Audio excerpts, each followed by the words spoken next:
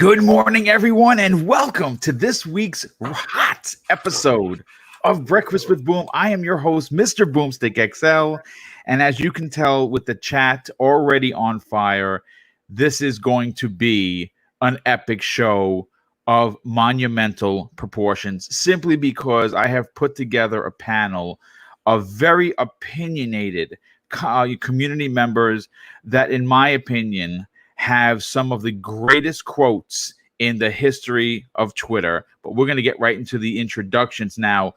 We are scheduled to have Kid Smooth come on. Hopefully he'll be here shortly. So Shady has come down with a bit of a cold. No, it's not what you think. But he has he's kind of just sitting this one out and watching from the rafters, if you will. So let's get into, of course, that to the panel members that are here. And I want to start with, of course, someone that you can find here each and every week, someone that represents PlayStation in a proper manner, someone that has been talking about 9.2 teraflops for quite some time and got called all kinds of names by his own community, which was very disgusting. And I want to bring in someone that has logic, that uses theory, that uses facts when he talks on his shows. Please welcome BitCloud Gaming.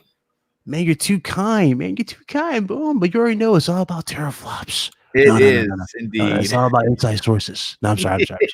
I'm sorry. It's about Mr. Fisher and Twitter. Hey, David, you gotta get Fisher. You gotta get him on the podcast. You gotta get Fisher. Oh, it's all right. Shout out to everybody in the chat. We're here. It's gonna be an interesting show, and I'm looking forward to talk. Well, it's great to have you here, dude. Obviously, because you know what, as someone that is that puts it out there that you prefer the PlayStation brand, but you do support multiple consoles, and it's going to be very interesting to hear, because I've listened to some of your videos, obviously, and I heard some of your live streams recently that you uploaded this week, and you brought a lot of facts, you brought a lot of logic, and you brought a lot of really interesting information that most people, or at least the extremists that numbers don't matter and who have I've already been blacklisted. Yeah, but listen, dude, you'll never be blacklisted on here. You are someone that really helps power this show, and it is a real privilege to have you on with us each and every week. And of course, next up, my brother from another mother, who we have to get together after this whole shenanigans. He is 2 shakes of a stick away from me, and I have never seen the inside of the kingdom, quite frankly. I am devastated. But of course, we did get a chance to live together for a week at last year's E3. But listen, King David, the voice, the representation of the Iron Lords podcast. We know that you know how to bring the smackdown, and I believe that's going to happen today. Please welcome, you know who he is, King David from the Iron Lords. Boom, you are so fantastic. Thank you so much. As you see, I've been switching stuff up. I see it looks really good. Yeah, the other statue room is being done and ordered. I couldn't go to IKEA, so I had to order 10 display cases for the back. I got boxes in there. I got to unbox. You see me getting ready. So you have several rooms for statues? I thought it was just that room right there. Oh, no. This is room. No. Also, there's several rooms you basically I got 3 out. rooms. Yeah. Oh, okay. I got 3 rooms, and I got probably 1 room upstairs. David's got a problem. No. If you into this drug is crazy. If you into this drug, shout out to my brother Ainsley Bolin. You saw the Doom that he pre-ordered today. Because your gaming setup's not down there, around amidst the statues. In my main man cave, I have a 77-inch television in there that I would game on, and upstairs in the living room I have the 88-inch, and in the bedroom is whatever. I'm so happy to be here. Boom. This madness that's going on right now. I hope we can recover from this and actually get to hang out. We're supposed to hang out this month. That got pushed to the bushes. Yeah. So it is what it is. But you'll be able to come over soon. And get this popping. Absolutely. Well, I can't wait for that. And of course, rounding out this incredible panel I put together for everyone, you know him as a chainsaw cutting, deep voice talking, community member extraordinaire, Crispy Bomb. Welcome to the show, dude. Oh, great to be here. What's up, chat? I'll tell you what, Phil Dominus in the house, baby. brought the big gun. This Phil Dominus? This from Screens Phil Dominus Maximus Spencer, where he said, and I quote, "This is how you win next gen Xbox Series X." I'll tell you what, it is. Man, I got to see those games. Gaming. Yes, we well, the game. Yeah, hey, we got to agree with you on that. We got it, but I hope they're making games. I mean, you got enough studios. You know what I mean? Come on. You know, so you better be making games, or you might as well not have the studios, right? I mean, pretty logical. So, but you know, it's great to be here with all the stupid crap going on. Let's just, you know, get into this madness that's been on Twitter. It's been hilarious, if you ask me. I actually just sat there and been like, that's funny, that's true, that's funny, and just went down the line and just, you know, enjoyed all the stupidity and the you know, logicalness going on. No, absolutely. Do or listen. You know, before we're gonna cut right to the chase here, folks. Obviously, we have Doom. The new Doom released midnight last night. I am waiting on my collector's edition, which is currently out for delivery. Thank God. So I have not played it as of yet. I almost pulled the trigger, and I'm like, you know what? With the way things are going, wasting money is probably not the smart thing. So I'm gonna wait for it. I've seen the videos. I've heard of the Resident Evil. I played the Resident Evil demo 7 times yesterday. Yeah, we got to talk. We got to talk about that. Oh yeah, that's incredible. Let's bring up the picture that everyone's. I pulled this picture from IGN, and they had a real easy to understand, simple breakdown of side by side. Now, obviously, with the numbers that are in, and from what happened on Twitter Wednesday afternoon, it's safe to say that not only did Sony, in my opinion, remember, this is not the panel's opinion, this is my opinion. They're going to give theirs in a second. I feel Sony dropped the ball. And I think that Sony let down millions of their fans. And I'm here to tell you that I am one of them. Now, hours before the stream that could be found on the PlayStation blog, PlayStation's official YouTube page, channel, and basically every mainstream media outlet on the planet, everyone was expecting, you know, Sony to kind of bring the fire. And the issue that at hand here is because you know, we as gamers who support the PlayStation brand have been starving for information. Sony has done things extremely differently than they did in the first 5 years of this generation, where they were very much in your face. They had slogans and logos that people made memes of. This is how you share games. 1080p makes you a better gamer. You know, first party. I mean, listen, you can't argue their first parties led the charge for them. They had strong first party, and they put it out there. They made you think that even when a game like Grand Theft Auto 5 was available for the Xbox, I actually had people argue with me on not only on Twitter, but personally, people that I know, be like, no, just sec, boom, that's an exclusive for Sony because of their marketing. You know, I mean, listen. They had some powerful marketing tactics. Now, something that King and Big Cloud and Crispy and I were talking about prior to going live is that this is a very different Sony, and all of your rah guys are gone. This is clearly a Jim Ryan run Sony, and you can tell that you know, just based on the presentation now, you know, and let's bring it to the actual presentation. Jim Ryan introduced Mark Cerny on this fake podium, which I'm going to bring up right now. Here's the fake podium with the fake silhouettes. No, people were moving. They were moving in there. I mean, they were. There was absolutely nobody in there. Was nobody moving. He couldn't have more than 10 people in the room. The dude on the left was moving. Yeah, they was moving the box. Yeah. It was somebody in the back. He was scratching his head and stuff. He was moving. I mean, look, let's just say this. Let's just say this. Jim Ryan is someone that is the leader of the brand. And when he got up there for the 7 to 9 seconds, let's give him some credit and say maybe he was there 10 seconds. Not only was he as dry as toast, he seemed no enthusiasm in his voice. That's actually the word I was looking for. enthusiastic about being there. It almost seemed as if it was a bother. Now, I'm going to say something, and again, remember, this is my personal opinion. I hold myself accountable for the next words that I make, okay? Sony, this move that everyone was cheering on the minute we heard it was as reactionary a move as I've ever seen in business.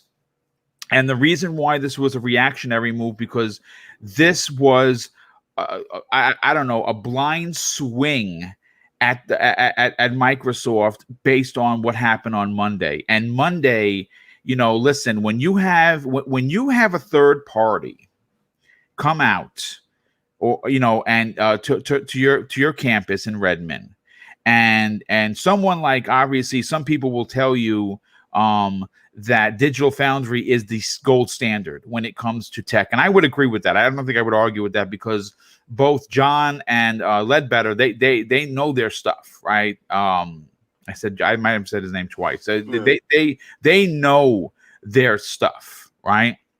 And the one thing that I wanted to point out during the two videos that they put up regarding the Xbox Series X is, when you're a kid, right? And we've all been kids, and that Christmas morning moment that even though you don't know for sure that the G.I. Joe hovercraft is going to be behind that wrapping paper, you just hold it and right? So you have that giddiness, that excitement, that surge of, wow, I can't believe this is happening, running through every vein of your body. Well, being that I have, in my past profession, had to learn to observe people's behaviors, the one thing that I got from both of those two gentlemen from Digital Foundry is an unbelievable amount of excitement. Just the way that they spoke, the way that they conducted themselves in front of the camera, proved to me that Microsoft had really brought the fire.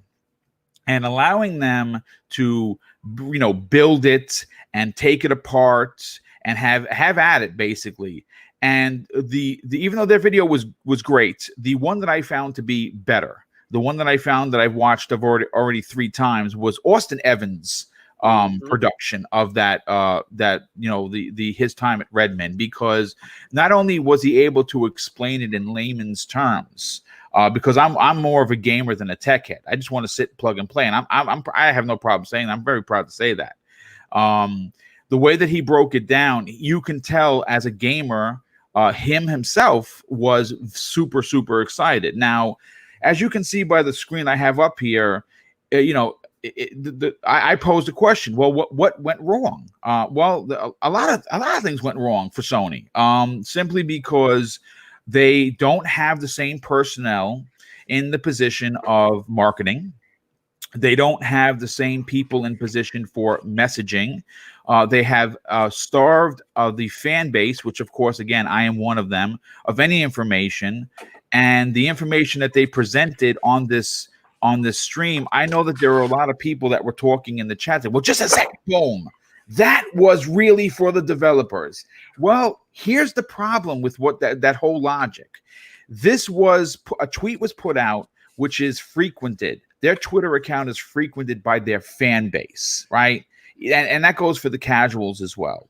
This was also put on the PlayStation blog, which is a fan site, right? All of their, and again, this announcement was surrounded with, Ghost of Tsushima, Final Fantasy VII commercials, Doom Eternal commercials, right? So it was meant for the public to devour, get hype, and come to this thing.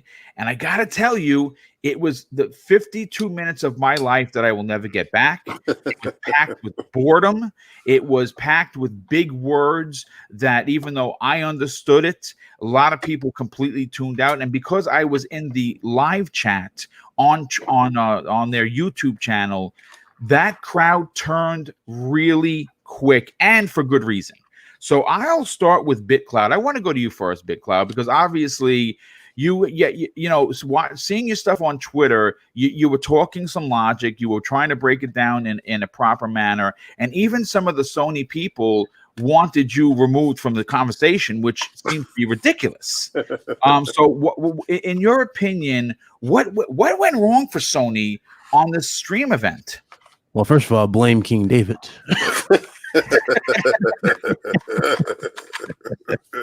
And I was like, as soon as it's okay, so let's go before the show happened. It was like 3 hours before it went on. A certain tweet went viral from Jason Schreier. Yeah, I remember that tweet. Because I tweeted that tweet. I was like, 3 more hours, guys, 3 more hours. And in that particular tweet, Jason listed a few things. Number one of the main ones that he put out there, he said, for all you T-flop wannabe enthusiasts, you're going to be disappointed for the T-flops, for one. Number two, the biggest advantage will be revealed, obviously, but he also talked about, what was the other? He said, expect a weird conference, so don't expect blah, blah, blah. Mm-hmm. So 3 hours later, we get to the show. Not only was the show not live, obviously it was pre-recorded. You can clearly see, you can see somebody hit play, and then the show started. So how do I explain the show? There was no examples of anything, just a few graphs, a few breakdowns of what they expect.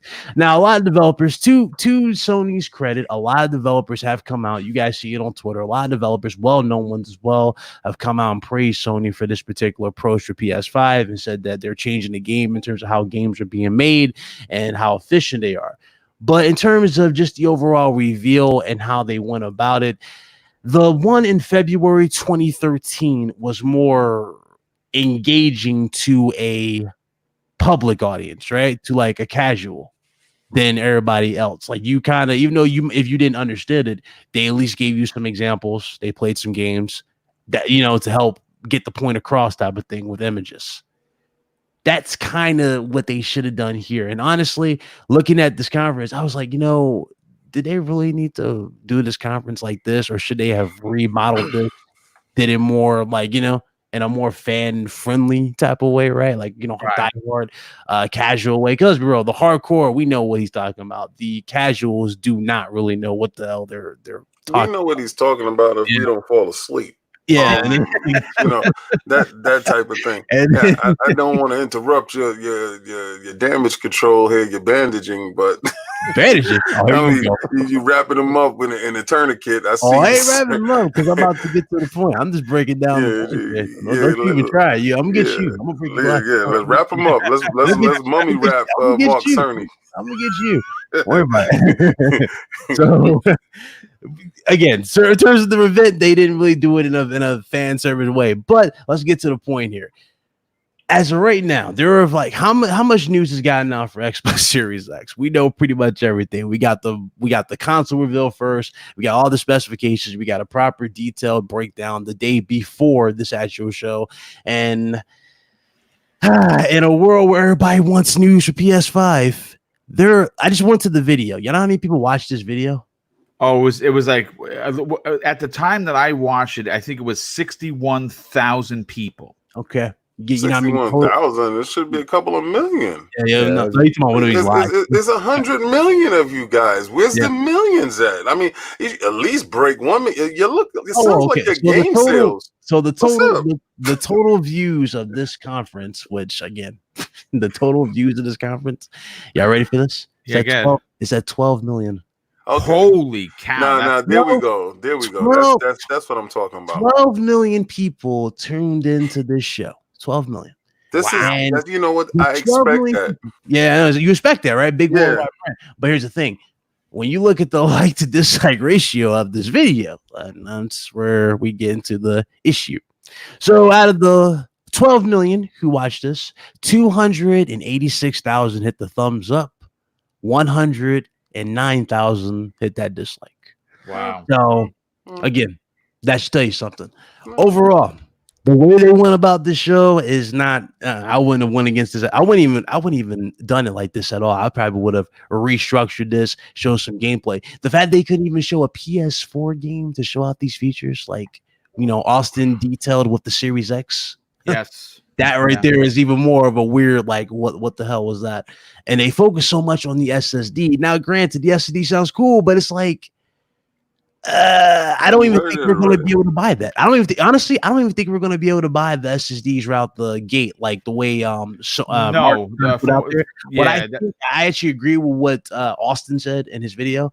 I actually do think that Sony's going to probably go the Microsoft route. Y'all notice Microsoft is using memory card type of SSDs to go on the back of the system. Yes. I honestly think Sony's going to have to do that with their M.2 drives, because remember, they're looking for a specific speed and they need a specific frequency for these performance for these M2 drives, the new games. Yes. And right. And the M2 drives as of late, the newer ones especially for PC, have heat sinks. And they said that heatsink ones are too bulky to go for this system. So they're going to have their own proprietary. I can see that happening. So again, we're crossing some dangerous territory here for proprietary. But again, we'll see what the price is of this. But overall, not the best reveal at all. That's probably the weakest reveal I've seen for sure. So King David, I want to bring you in next because obviously I know that you're going to be at this for a while. But the reason why I'm going to you next is because from a businessman's perspective, and that's one of the main reasons why, besides your banter and besides that, because we're brothers, I like having you on the show, is that besides enjoying gaming, you can attack a particular situation from a businessman's point of view because you yourself are responsible for your own personal businesses that you have. Now, look, I'm going to say this, and this is coming from me. In my opinion, not only is this a huge failure for Sony, I thought that this actually hurt the. Again, I'm not saying that they're dead, they're dying, PS5, no one's going to buy. I am saying that this attempt to take a swing at Microsoft, who just dropped these videos with Digital Foundry and Austin Evans that completely just enveloped the entire industry, was not only a failed attempt, it was a weak attempt. This is not how you combat this. Now, granted, how could this have been better? Well, the real answer is they could have at least possibly showed the design of the console, right? They could have at least showed the new controller in Mark Cerny's hand or brought up something. Now, again, he's a brilliant man. He is a brilliant man. And I said this on the live stream that I did right after the event. At any day of the week, any month of the year, any year, he could walk in the room and be the smartest guy there. No one's denying that. Though he's not a presentation guy, right? Jim Ryan is not a presentation guy, right? All of your presentation guys are gone. Sean Layden, Sean Layden was so awkward in his first. He was awkward, he but naturally became good. I loved when he went up there because you could tell he loved the brand. He loved the fans. Mm-hmm. He showed a passion when he got up there. Again, it's that giddiness, that excitement to be there. You can see it in the eyes. You can see it with Sean. You don't get that from either of these two guys. Now, one, even Andrew. Yeah, no, absolutely. So, King, I want to just, and obviously, listen, this is going to be a long one. What went wrong? What could they have done better? And more importantly, does these failures to reach the audience, continue to kind of put them behind? Nothing went wrong. Everything went according to Sony's plan. It wasn't a reactionary thing to Microsoft's thing that happened a day before or 2 days before. It wasn't even anything remotely close to that. What Sony is moving is on Sony's time. Okay, so what Sony got from the fan base is they have a level of cachet. They have a we can do no wrong till we see wrong type of thing. And a lot of them have on blinders. Now, the 12 million, I love that number. The 12 million that actually watched the video. That's the actual core audience, that 12 million. That's the 12 million that purchases the games. The 12 million that actually go out and support. The 12 million that is actually active on PlayStation. Now, the other some odd 90 million, those guys are frauds. Those people don't support. The video should be at 90 million. All right. If you have a PlayStation, you should have watched the video. You should have been enthused. You should have tried to figure out. Now, what people don't understand with Mark Cerny is a sideshow philosopher. Mark Cerny is a magician. I told you, and I gave you the tweet the day before, he's going to show you a lot of nothing, say even less, and you're going to walk away like you had everything. So are you saying that he's a snake oil salesman? Is Yeah, that what you're equating him to? Yeah, he's a broken magician. I mean, I've said this a long time ago. It was a lot of smoke and mirrors, but it wasn't smoke and mirrors for you guys. It was smoke and mirrors for shareholders. That was a GDC event that had absolutely nothing to do with you guys.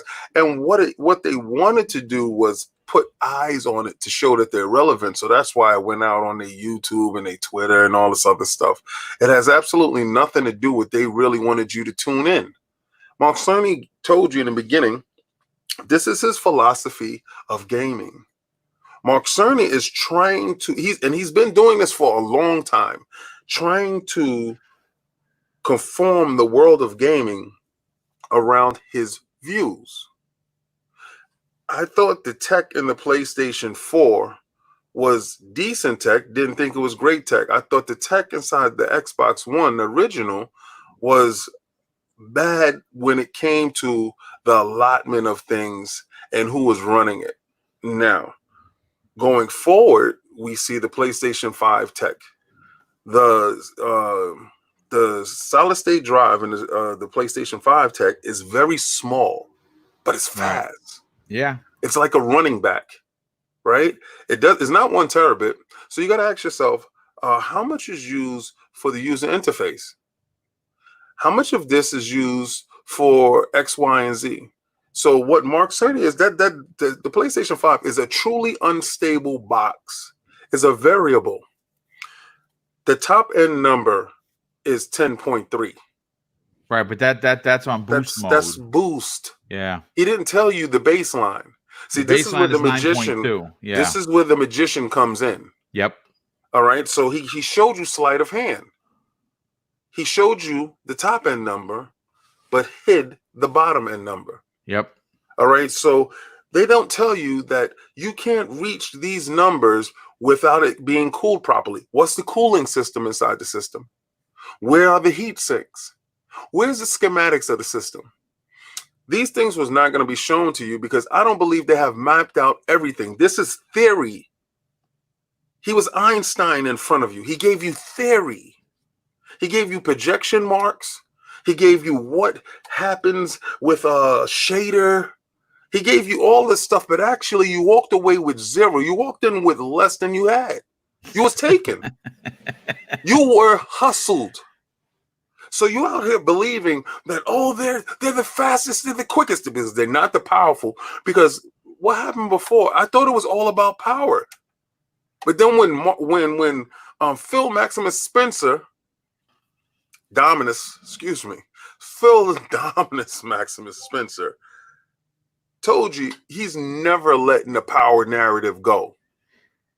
Get used to that. This gentleman right here, his exact quote was, "The Xbox Series X will not be out of position regarding the PlayStation 5's power and price." Now, here lies the rub. They're doing all this cost cutting measures to make sure that they can get it to their magic number. We only know what Sony's magic number is. Is it 500? Is it 400? Now, Microsoft's whole thing is on the table. Everything is out there. You know what it looks like. You know what the controller looks like. Hell, you even know how the ray tracing works. Yeah. You know the top end of it is 25 T-flops. That's with the ray tracing to give you that overhead. Was they touting the top end? No, they was touting the fact that the Xbox is a solid system. There's no variables. This is what it runs at. This is what you're going to be able to get out of the box. This is what you need to work with. Everything right there. There's no juggling. You don't have to be a magician. You don't have to be a sideshow juggler. You don't have to do anything but go in there, make your games work, turn on that ray tracing, and make sure that they show at least 4 or 5 games that you were able to instant upload. Why do you think they didn't show that with the PlayStation? because they don't have enough memory to hold 5 games to do instant uploading. See, the SSD is the biggest problem. Now, Bit, he just told you that they might have to do what Microsoft is doing with the memory cards. I don't think they're going to go that route. What, proprietary? I mean, they're gonna have to, because there's not like you go on the market right now, David. Like, go to Amazon. I know how much they cost. Yeah, no, it's not even how much it costs. It's you can't find it. They're not available. Yeah, you can't find the M2 drive that matches the specifications. It's not out yet. It won't be out till next year. The ones that they're going to have to sell or they legit have to be from them or from Sony, from like a company that they're partnered with. Like, for example, Seagate or Samsung, which I highly doubt Samsung's going to make a damn console. Well, Samsung is already partnered with Microsoft, right? So you say Seagate is also partnered with Microsoft. Seagate, Samsung, was it Western Digital? Western Digital, Western Digital is another one. I mean, so they really have to go to proprietary. I think this is the only way to make this shit work is the proprietary. How do you feel about running out of memory? What, for both of them? For proprietary? No. I don't mind it at all. I think you have to listen. Here's the thing. It's kind of always been the issue with consoles, has it not? Though, like when you buy the launch editions, you always have a limited amount of storage to go with, and you always have to go that extra amount to get that more storage if you want that particular thing. So, what do you think you're looking at when you go to purchase? Like a person like you and I. What do you think you're looking at when you go to purchase? When you're walking in the store to buy a PlayStation 5. Games and all.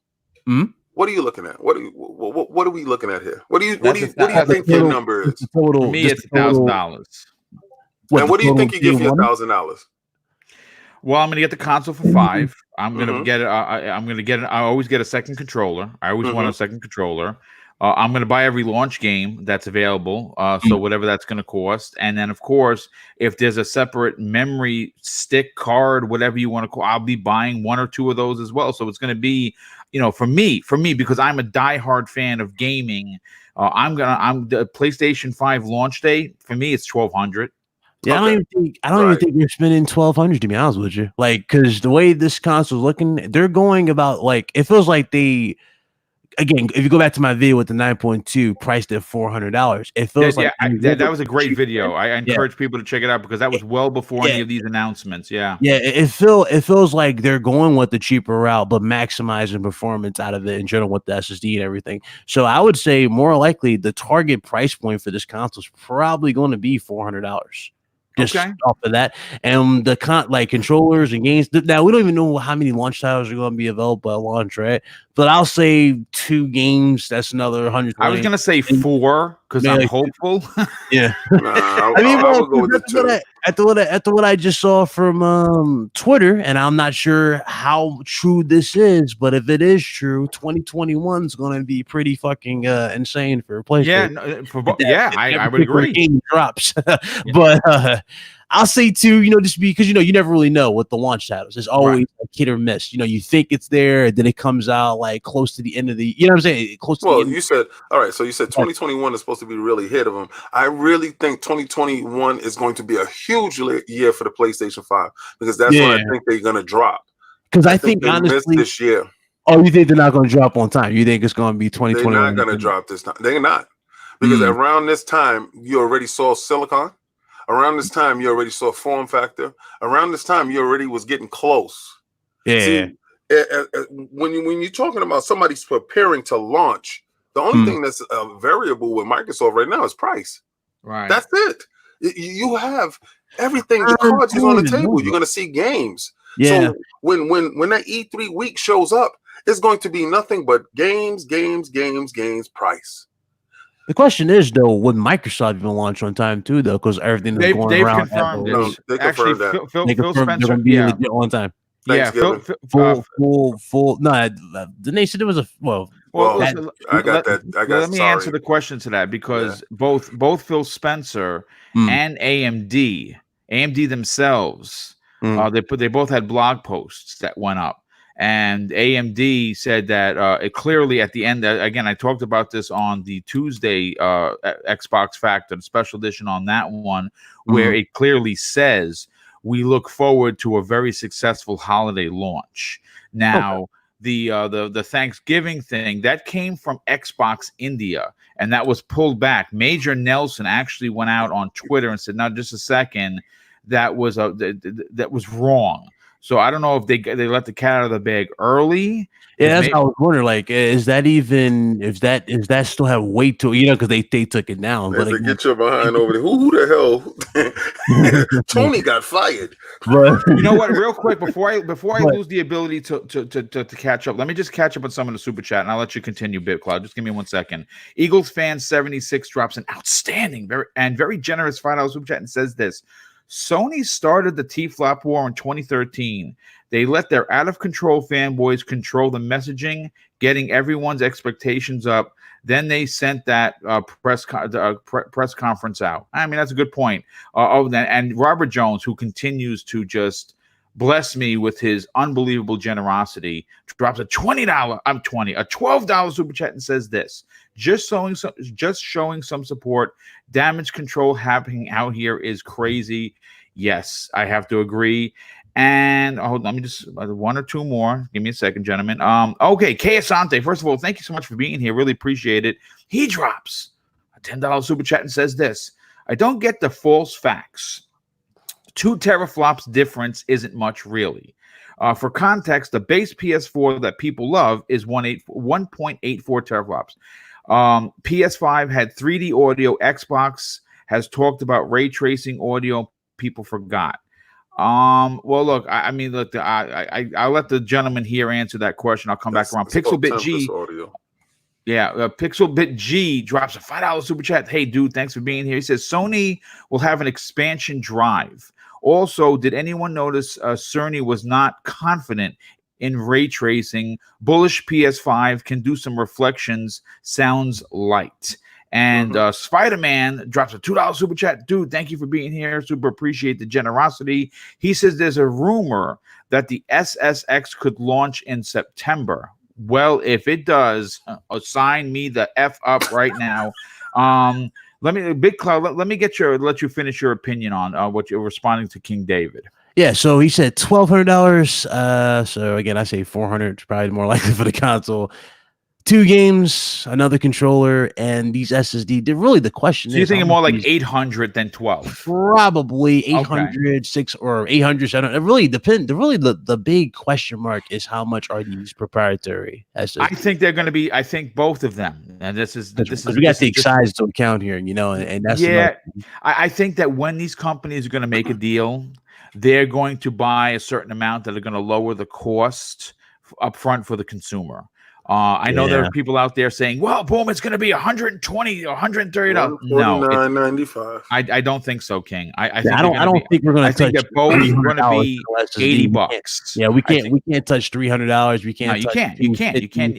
For no SSDs, I don't think that's because yes, it is uncharted territory because of what they're doing. But we also have to understand that as technology moves forward, even though no one's really price. I think they're going to be priced at $79.99 for both consoles in this memory stick / card, whatever you want to call it.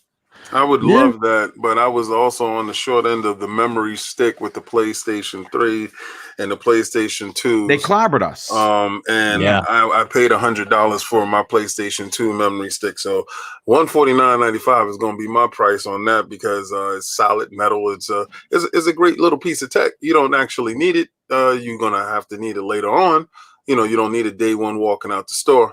Yeah, and they usually are super expensive when they first launch. That's true. It is definitely true. Again, because I try to be positive, I'm hoping for the best. Now, being positive and being realistic, 2 different things. No, that's true. No, absolutely, 100%, Big Cloud. I mean, but that $399 thing, let that go. I don't think PlayStation 5 is not going to be $399. It's not going to be $399. I think both consoles scenario. That's what I think.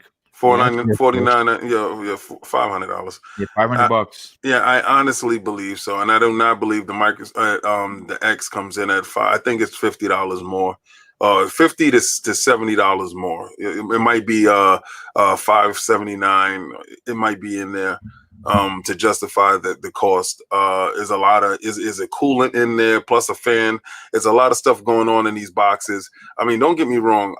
The PlayStation is the variable box. It is the most unstable box, and I'm just worried about the coolant when it goes into it. And a lot of guys that say, "Oh, that's fake worry, King." No, I'm actually purchasing. When you're going to be watching, I'm going to be purchasing. I'm going to be purchasing at least 6 or 7 of them because I'm going to put them on eBay because I'm going to get all of my money back. So you best believe when you see them selling for $2,500, that's my box, sir. And you're going to get 2 controllers. You're going to get all the games you want. And I'm going to give you a memory card and send you on your way. Best believe that's going to happen. And I sound like my brother Neo Man told during the PlayStation 3 the era, because he worked at Funkoland, and he bought them all with his paycheck and then sold them and made 3 paychecks. That's right. David, I have a feeling it's going to be 400, but let's be realistic. You're not going to become a millionaire overnight over this console. Like, oh no, I didn't listen. I did the same exact thing with the PlayStation 4s. I brought 6 to 7 of them. I brought 8 Xboxes. They all sold. Every last one of them sold for $2,000 and better. So you bought a bunch of statues. so trust me when I tell you it will get sold. I'm not worried about that. They will sell, but you ain't gonna make that. Remember dude made, what was it, 12 million off of PS3 when it first came out? Oh my god, that's you ran out on eBay. Dude made 12 million. Ridiculous. Listen, you know what? Let's bring this back around to the presentation. I want to just grab anything you'd like to add, BitCloud, to this. Yeah, final price, like with everything together, all that stuff, probably like $800 minimum. I'm already prepared. I'm ready to rock and roll. I'm reserving and paying for everything. I don't think we're gonna pay or regret that. It'd be unwise to do it. I think honestly, everything they've done with this, what they're doing with this box, is more likely trying to get it to 400. That's really been their magic number, is $400. But again, 500 might be I don't know. It's really in between. I would say $400 is really what they're trying to go for. I mean, I agree. I think that is the power price. I mean, if you remember what Jim Ryan said in one of his quotes when he he wants to make sure that this is the fastest generation of turnaround from PlayStation 4 to PlayStation 5. He said it. He wants this to be the fastest in the history of the company to get PS5s into the hands of PlayStation 4 owners. At $400, there's a good shot that you're definitely going to get some casuals in there because it's the PlayStation brand. If it's 5, definitely, the 15, hard, because you want 15 to 19% of the hardcores that are for both of for both console makers are going to run out and buy 1, possibly even 2 of these things. Yeah. Whereas it's much more appealing to put $399 up there for someone that only buys a couple of games a year, as opposed to putting $499 up there. People might be reluctant to buy. Yeah, he also said he wanted to be seamless. Remember, like in the past, seamless. Yes, absolutely. And so, in order to make it seamless, you're gonna have to have that pricing. He wants the 100 and some odd million people to go over, so he doesn't look like a failure. That's his dancing on you right there. It's not gonna happen. David, you've already know. You see how they operate. You've seen how PlayStation in general just goes about it. The thing that's going to make anything seamless, and this goes for Microsoft, Nintendo, is just the content itself. So no, absolutely, 100%. That's what we really need to see, because I understand. Like, he didn't even go that well into ray tracing as much. Like they kind of like go into ray tracing because they got a GIMP ray tracing. He actually kind of skipped over it and went straight into audio and mostly SSD. So again, after all that was said and done, I really got to see these games compared. You're gonna play to your strength. All right, so stop with the damage control. You're gonna play to your strength. They can't do ray tracing on the level of the X. They GIMP that way. Just like Microsoft is not gonna sugarcoat the fact that y'all gonna be quicker to the start. Yeah, okay, good. Quick to the load screen. Hi, we're here. Okay. They didn't sidestep that. They took that on, and they understood that. They knew for a long time that the Sony's thoughts and they whole year was towards speed, man. And we knew that for a whole year. I honestly don't know if they're that far behind. Remember, both are using RDNA 2.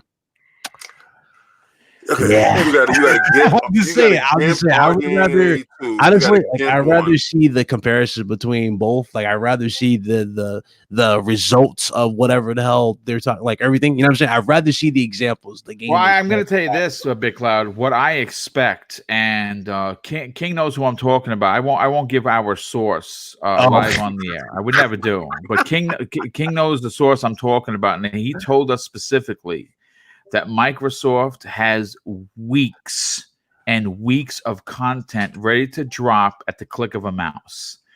This is a very different Microsoft, and listen, I can't predict when the S is going to be revealed.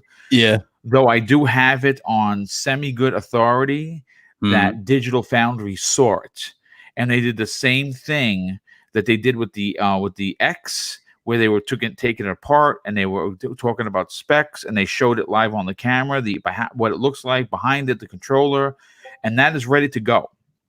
That is ready to be dropped, and they're doing these stagnant drops like they've been doing. You know, again, you look back at the 2 Static Mondays, they just came out and said, "Boop, here's all the information." People shit their pants, right? Because they couldn't believe what was happening.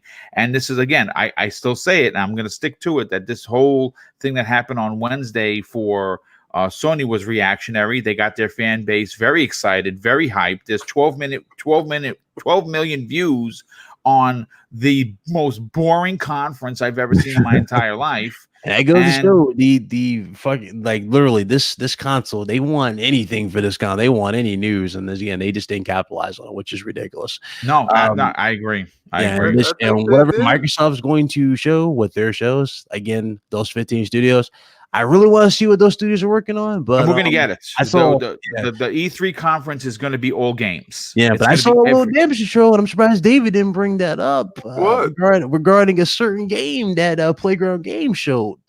What? Had a lot of similarities to a game that many people will say is a movie. Oh, you're talking about you're talking about the artwork for their third project. Their little open world. Oh, you're talking about the game like that looks like the Naughty Dog. Last of Us. Yeah, it looked like the Last of Us. Yeah, okay, get it, make the game. But I found funny, dude was like, "Oh, I gotta have this. I must have it." But I thought the Last of Us was interactive. Oh, listen, let me tell you something. To me, I only purchased more of I Am Legend. That's just me. I only purchased Sony AAA bangers for that single player banger. All right. So if Microsoft feels that that's a hole, and that's a huge hole in their lineup, so why wouldn't you fill up that gap? Isn't Phil showing you the fact that he's been filling up the hole? Bad to fill the lineup up. I just find it interesting that that game went from being critiqued. It was critiqued, but then here they go. It's here. It was critiqued by the few. And those few dudes is the ones that, because just because you don't have a chocolate chip cookie, you might want a chocolate chip cookie, but then if you can't get that chocolate chip cookie, you're gonna look at it and say, "Oh, I don't want that chocolate chip cookie anyway." So listen, I want that chocolate chip cookie, all right? And I didn't limit myself from getting a chocolate chip. I just brought a PlayStation. I mean, this is the facts. If something is lacking in your lineup, you're just gonna have to look someplace else and get it. Facts. I mean, in all honesty, David, I appreciate the damage control, but in honesty, no, there's no damage it comes control. Down, like I said before. What if I said this, Boom? How many times have I said this since I joined this panel? At the end of the day, it comes down to what? Content. It comes back to content. And every developer, ever since this damn console's little fail of a show, I'm gonna call it what it is. It's a fail of a show in terms of presentation, in terms of showing you off, whatever, right? Especially to the casual, the average casual. Let me tell you, every developer is saying they're praising this, but at the same time, I'm not even sugarcoating this. I'm going to my strengths here and what really matters, and it's the games. Sony's been consistent on those games. I got to see what Microsoft. Xbox showed 4 games already. Yes. Well, you know what, Smooth, first of all, let me welcome Kid Smooth. But Kid, before I get to you, let me just grab Crispy Bomb, because he's been chomping at the bit. I can tell he's ready to explode like the Incredible Hulk. Now, look, the thing is this, Crispy. Obviously, you watched what we watched. I've called it. I said it was a botched event. I think this was worse than the botched PS5 logo event. I'm going to be honest with you. And I'm going to say this. The old PlayStation, prior to what's been going on the last couple of months, in my opinion, used Terra Tactics, misdirections, new and fresh community-based ideologies, and had a marketing arm the size of Hulk Hogan's 24-inch pythons, right? They don't have that anymore. This was, again, a staggered event that left the 12 million people booing in the seats.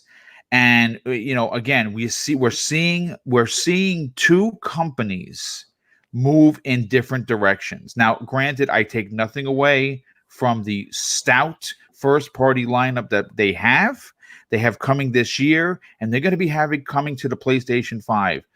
I just want this to be understood. That should never be used as an excuse to what they've been up to. Yes, we are well aware of what they have in their first party, but we have no idea what the PlayStation 5 looks like. We're missing key information. We know that they don't have VRS. We know that they don't have DirectX, which we're going to talk about in the second part of this topic. They are missing lots of things to make them competitive in the next generation when you're talking system specs and power. Remember, power was a thing while they had it, and the minute they lost it, somehow the goalposts were pulled back to say that, well, power really doesn't matter anymore, which I think is bullshit. So, Crispy, why don't you take this away and give us your raw and very expected opinion on what transpired? The presentation has me yawning right now, for the love of God. Right. I mean, it's just, it was so, and I get it. I understand. Everybody's going to say it was for the devs. I understand that. Okay. But even if you go to the game stack, okay, it was at least presented in a fashion where you had some excitement. You had different people talking. You had Master Chief manning a camera. Yeah, and this is the point I try to make. Okay, you're going to have the masses, you put it out on Twitter, everything else, and then you're going to go about it in a presentation, full-on regular presentation style, with one person in the audience. I think I saw a move. I don't know about the rest, if they were actually people or not. I ain't got a darn clue. But why did you have to do it that way? I mean, we all know that GDC is not technically happening. They're not going to a conference and doing all this. So they're doing their own little tidbits for the developers, okay? But when you're sitting there and you're telling me that you're going to put Cerny, the most cringe-worthy person I've ever seen present anything, okay? You can give somebody that can talk the specs and you can go about it and do it in 20 minutes.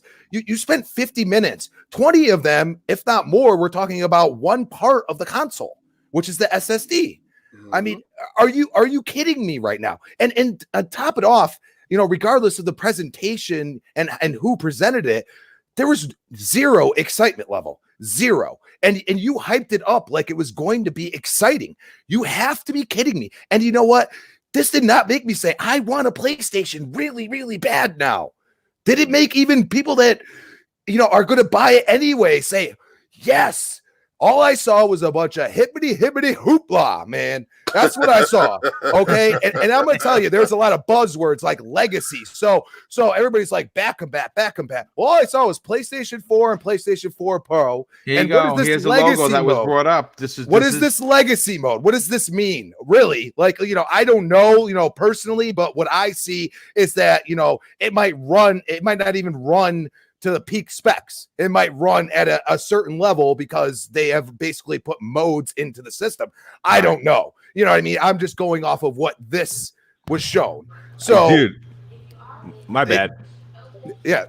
No, I just wanted to follow up with what you said. I honestly think with their backwards compatibility that it's going to be running as it like normally would on its like native console. No. What I've been told by a very reliable source that everything is going to run at 60 frames per second, native almost 4K type of thing. It is going to upscale it. It's going to look a whole lot better. It looks really, really good from they're basically enhanced styles. They basically refer to enhanced styles, like I said before. Expect enhanced styles from PS4 to PS5. But they also only going to have like 35 games, so that's in the bushes. And I want to go figure out. Yeah, they got to fine tune every game at this point, their whole library. And then I want to go to price point real quick, as you guys kind of got into it, and I was sitting there thinking for a minute, and like Boom's thinking $1,200, $1,000, Big Cloud, you're thinking 800. Okay, here's the thing. All right, as of now, you could go and purchase, even if Series X is $600, you go and purchase Series X. You buy the controller, you buy the card, you already have the games if you have Game Pass. Right, that's correct. So the games that actually matter, the exclusives, you already have them for $10 a month, $120 a year. Even if they up at you have the 15 if you want Xbox Live and everything else, which I mean, that's basically what I think Ultimate's just going to be what it is at that point. You know what I mean? They're just going to say, $15 a month. That's it. You get all of our services. Now you're getting a bunch of content now that's going to be coming with it, down the pipeline. It's just, but here's the thing. Your marketing, your wording, even in this presentation, just, for people to have to go back and explain everything after you've already explained it and this and that, I don't see why they did it this way. And, the hype level, even for me, I was like, this might make me want to buy a PlayStation 5, and it didn't.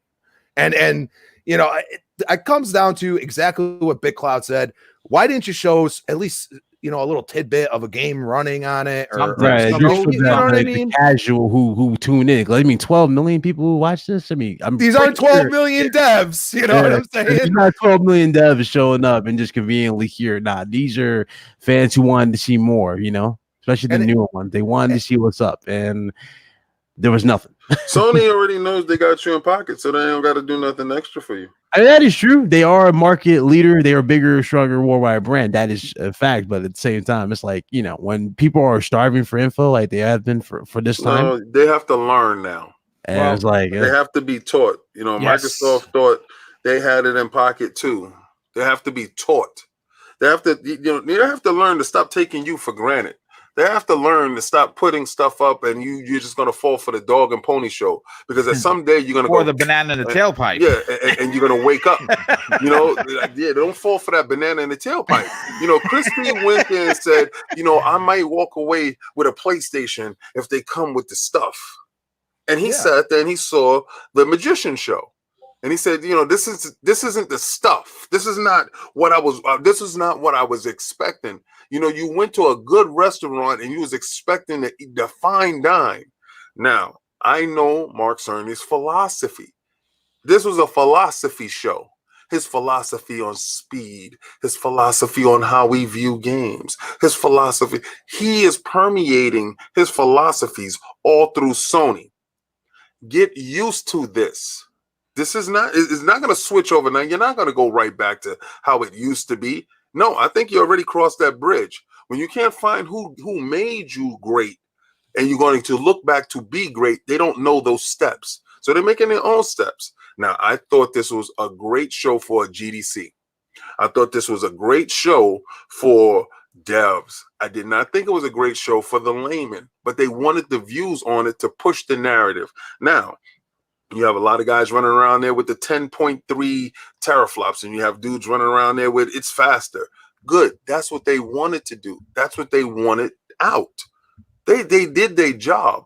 They wasn't going to show you no console. They wasn't going to show you any games. They weren't going to show you anything, because right now they're not ready. But what they're ready to talk to you about is they're ready to talk to you about speed. And now you got the T-flops. So they got two things out of the way for you. And that's what you're going to have to be happy with now. You're not going to get what you want.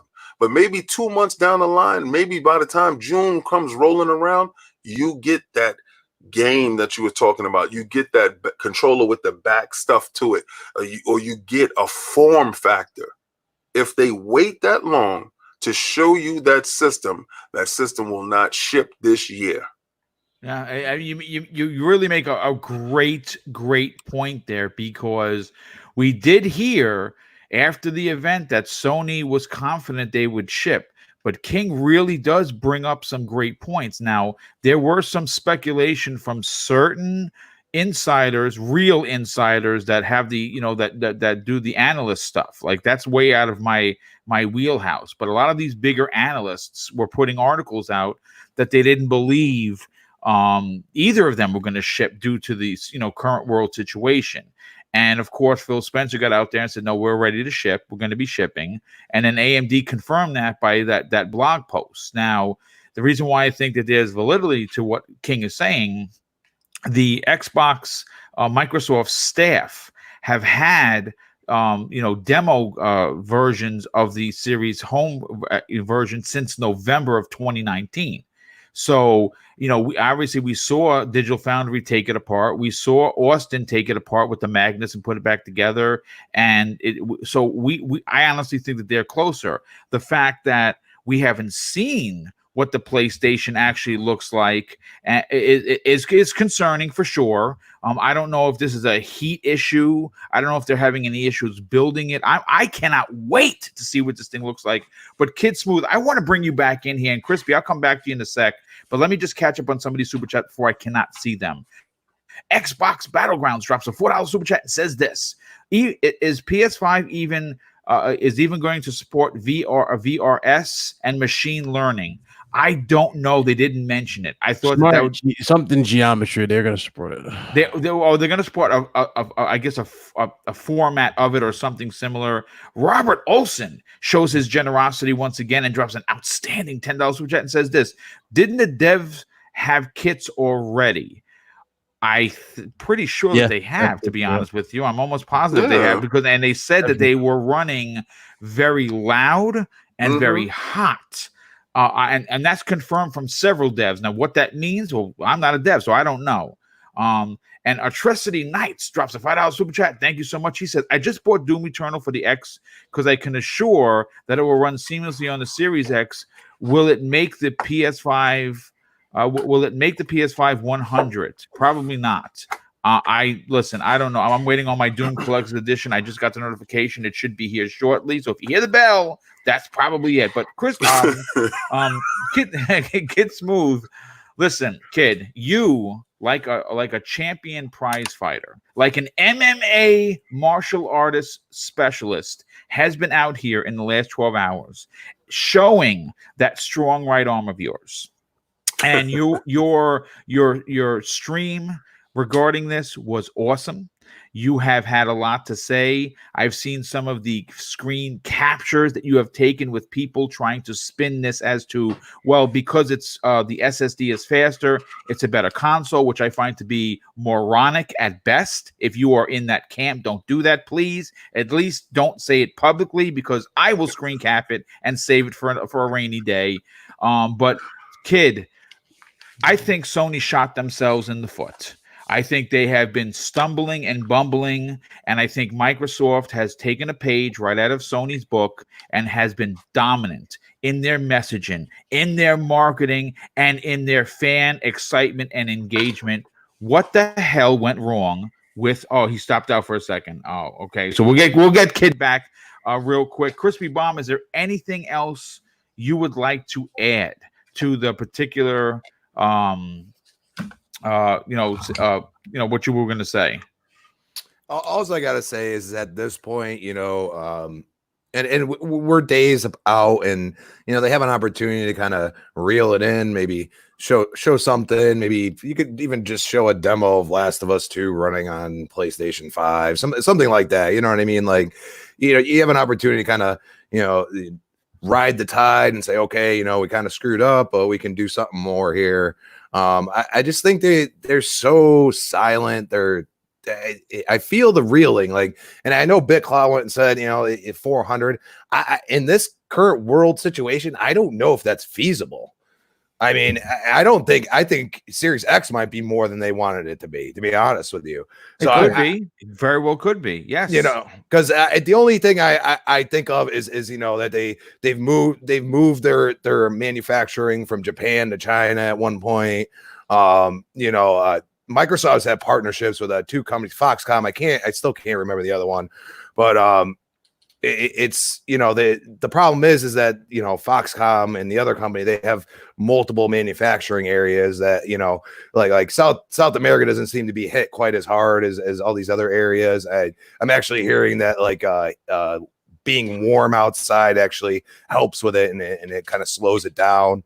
So I don't know if they could just move wherever they want, but this also comes down to Microsoft does have a lot of partnerships. They got their hands in the cookie jar in a lot of places, and they continue to do it. I mean, when you saw Seagate is already working on that memory card, which I still kind of find funny that we're back in the memory card thing again. It's quite hilarious in my opinion, but because I remember buying all those PlayStation 2 memory cards. I had them in every shape, color, size, you name it. Memory stick. Yeah.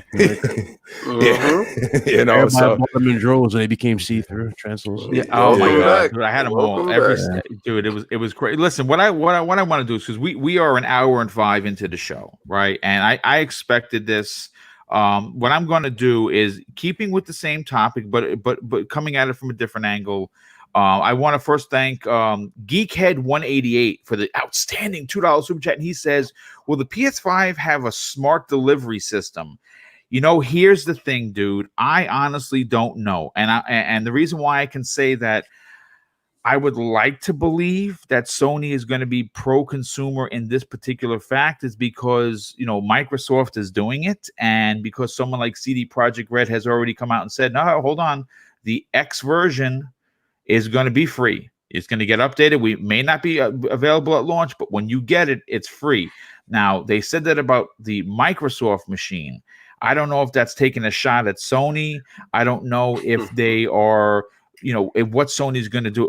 I can tell. I mean, it just seems so unbelievable if they would actually try to charge you for an update. I just can't see it happening. But in regards to the smart delivery system, that's a Microsoft thing. And coming up on the back end of what is now is being considered one of the much bigger deals. And bigger piece of the puzzle for the Xbox Series X, that is something confirmed that the PlayStation 5 will in fact not have, and it's something that AMD has tagged on their website. They have tagged it on their blog post. Powering next generation gaming visuals with AMD RDNA 2, and here's the kicker: DirectX 12 Ultimate. Now, this is a big deal. And you know how I know it's a big deal? Because, again, sometimes these spec numbers, they go over my head. And I'm not a boob, folks. I understand what's going on here. It's just that I don't really care what's going on in the system. I want to play. I want to plug and play and call it a day. I am not a casual. I've been gaming since '78, for Christ's sake. And I have way more games than probably anybody that I know outside of the people that are on this panel. I mean, to be honest. I mean, I love gaming. It's my thing. With that said, AMD has had a long and very strong relationship with Microsoft. And with this co-engineering that has been going on since the inception of the project that we know as the Xbox Series X, and of course the Xbox Series S, the Trojan horse that has yet to be officially announced. According to their blog post, this next generation technology is low overhead graphics, API technologies, and with the Microsoft DirectX, it's going to take gaming to a new level. Therefore, this is according to their blog post, we're pleased to announce that in a partnership with Microsoft, we will provide full support for DirectX 12 Ultimate in our upcoming AMD RDNA 2 gaming architect. With this architecture powering both the next generation of AMD Radeon graphic cards for the forthcoming Xbox Series X gaming console, we've been working very closely with Microsoft to help move gaming graphics to a new level of photorealism and smoothness thanks to the 4 key DirectX Ultimate graphics features. And this is what it says: DirectX ray tracing, DXR variable rate shading, which is the VRS, the mesh shaders, and of course the sampler feedback. And these are things that apparently the PlayStation 5 doesn't have. And even though and again, I understand people are going to come back around to, well, just a second, boom. Power is not as important as first party. Games matter.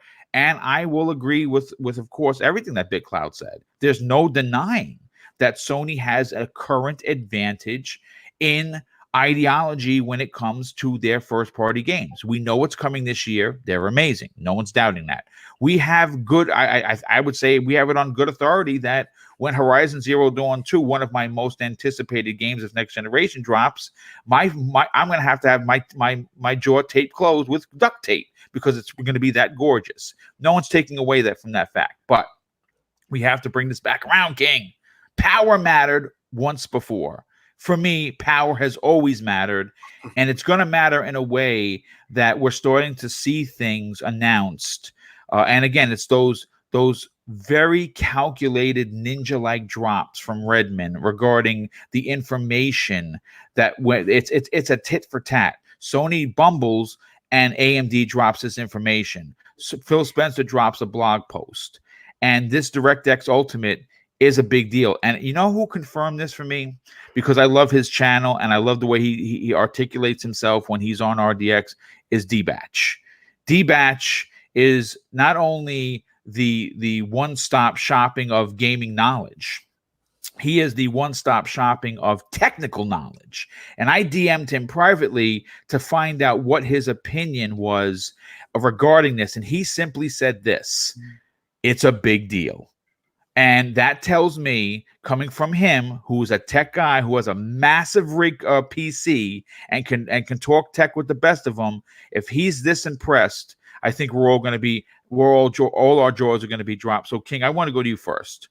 And again, you got calculated, King. This blog post from AMD came out an hour or two right after the bumbling Sony press conference. This is Kickstand Phil doing his thing. Remember, we heard this from an inside source, a real inside source, that they have weeks of content ready to go at the click of a mouse. Here's a perfect example. What were your takes from this announcement? Dominus. pure and utter domination. See, did you understand why I named him Phil Dominus? Oh, I understand. I was there. So the level of domination you were about to see is unheard of. Remember when Goldberg came to the ring? You remember that? Yes. And you knew exactly what was going to go down. Who's next? Your boy is ready. You understand why I named him Maximus? Because he's going to maximize this domination he's about to put upon you. Do you understand where this is going? They told you about DirectX 12 a minute ago. Y'all guys forgot about it. Y'all thought it was some hyperbole. They using words. Microsoft using words. I don't see it being used. It's about to be used all over you. And somebody else don't got that. Now, when I saw it, I said, but of course. This is exactly what I saw when I read it. But of course. I've come to expect this. I knew this was coming. I knew this type of storm was going to be unleashed upon those that weren't in that camp, those that were bashing the few, those that was bashing the hardliners, the strong, that stood strong with Microsoft in the face of fierce, terrible beating. You can't knock me down, Ray. You didn't knock me down, Ray. Now, that's Jake LaMotta versus Sugar Ray Robinson. I suggest y'all go watch that fight. It's a terrible beating that Jake LaMotta took at the hands of Sugar Ray Robinson. But what he held on to was, you didn't knock me down. And if your man can still stand up, he can put you out. And it seems like Phil is swinging for the fences. Anytime you think you're going to get a foothold anywhere, he's going to grab your foot and toss it off the ledge. You're not getting back up here. So what makes you think the games ain't coming? What makes you think that that what you're seeing right now is just an anomaly? See, 2 times, that's a coincidence. 3 times, that's a pattern. Yes. 4 times is a trend. He's trending on you. So when I saw this, I said, wow, look at this. They sat there and they teamed up with the people that are producing their custom graphics chip to make sure that DirectX 12 is maximized in the light that they know it's supposed to be maximized in. Does everybody know all the stuff that goes inside DirectX 12? Because they did have a detailed listing of it before. Somebody said PhysX. Remember, Microsoft has partnered with PhysX anyway, a long time ago. So you're going to start seeing real cloth, real type materials, real volumetric fog with a capable machine that's running stable. So that is going to be across the boards.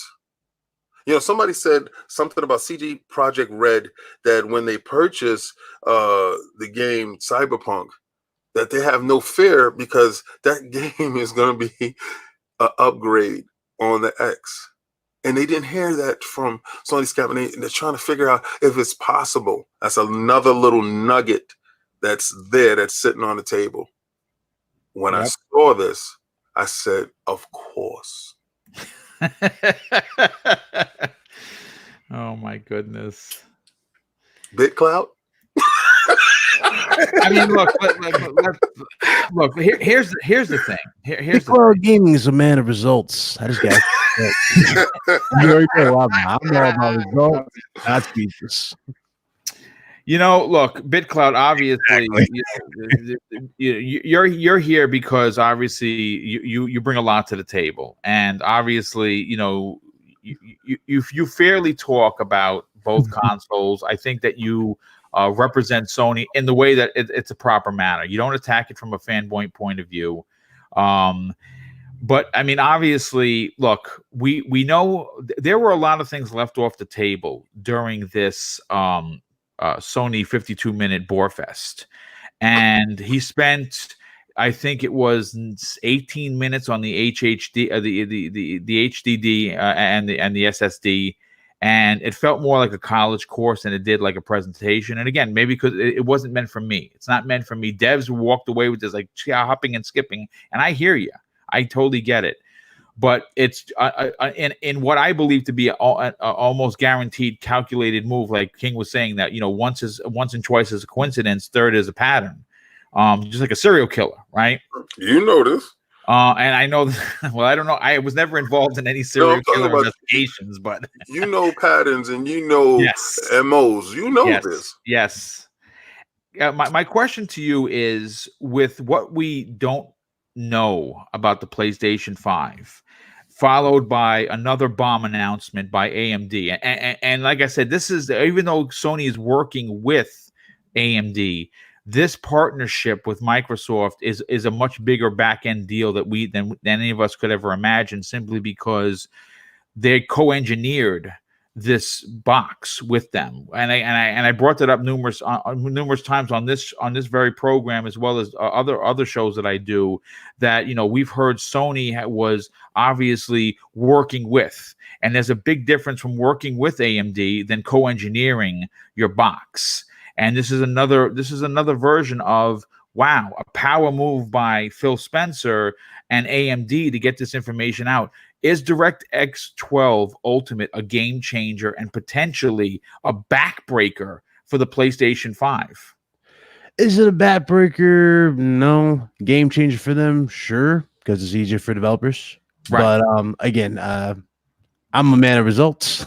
Yes, I'm all about the game, so that's how I would put it there. Sounds like the last bastion. Like you're standing there and you're at the Alamo, baby. Right now. Close on in, you're about to be overrun. You're just standing there. The wave is coming. You're looking at it and you're like, boy. David, we had this conversation before. We're now with Xbox One X versus Pro. Nah. Yeah, we did. Did we do? What was it? What was Power, it? Mr. Power.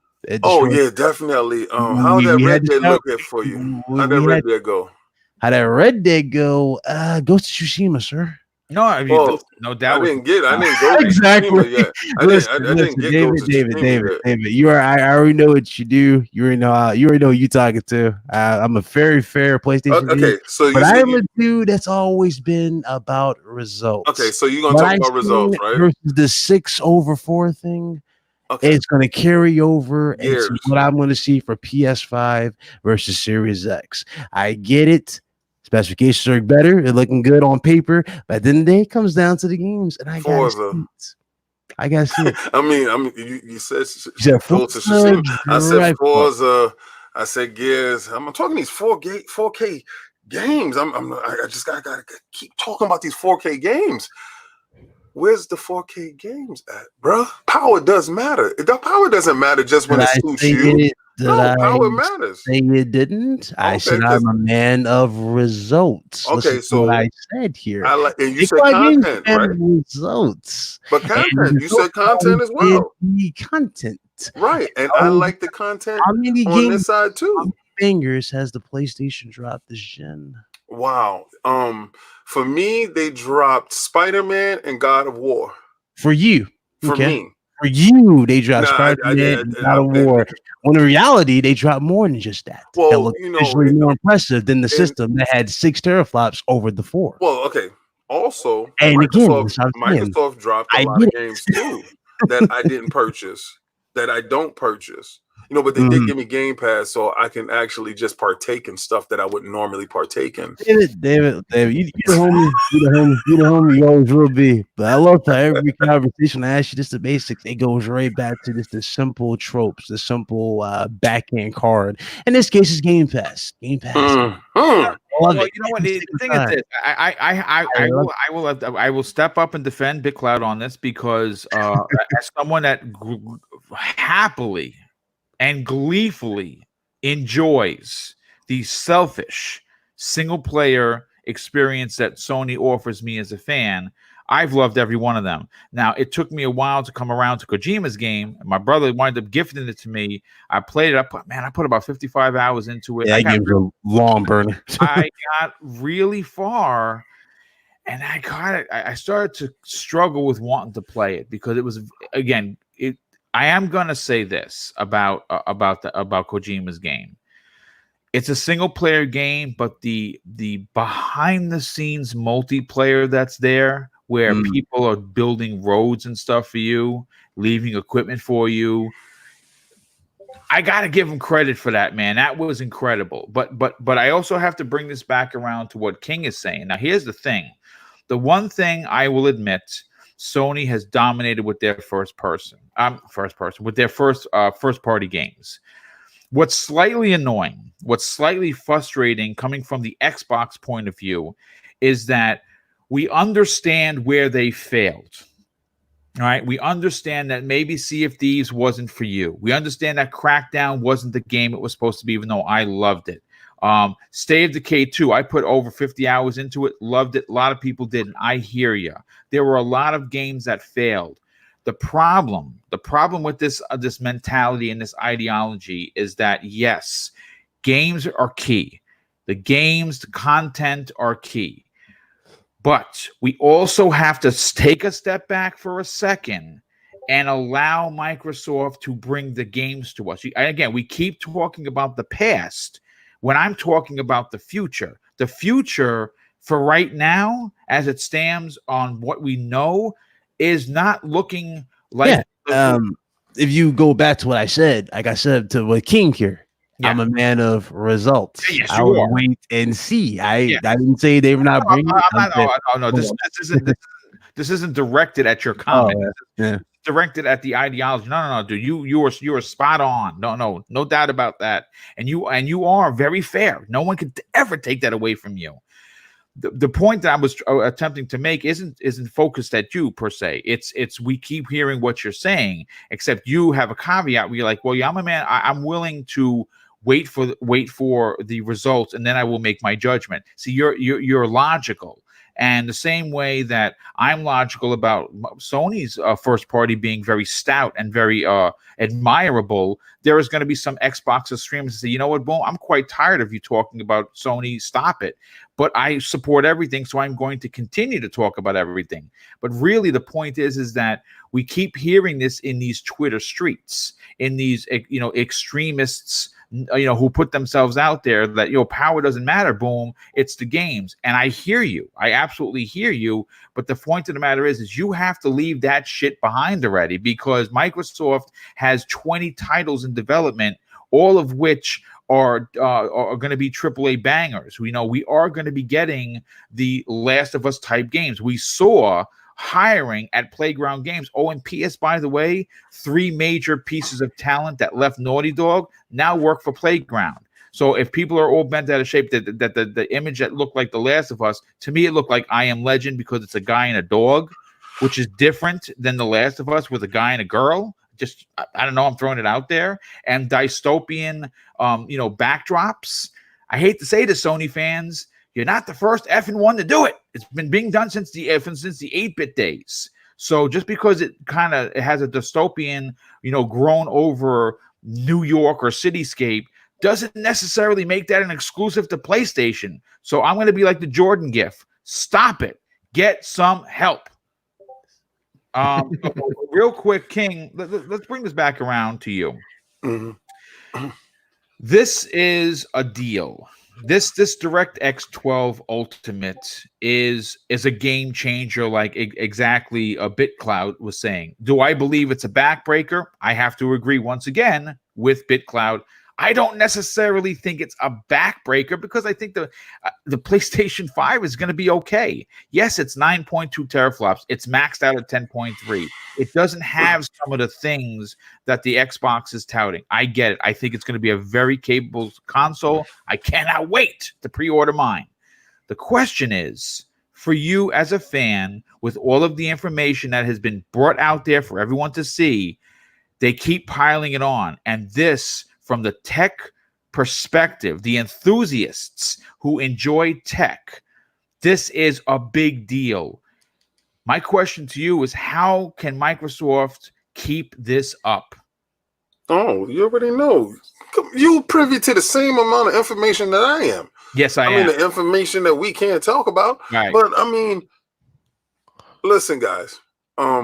I read, because listen, unless you're putting it in color, and I'm gonna tell you this, I'm gonna be rude to you right now. I mean, because it's 311 of you guys, and there's only 95 likes. Let's get those likes up. You're getting premium content here. And unless I see it in color, I'm not gonna harp on it. But Danny Ruiz, you said I would drink Phil's bathwater. Okay.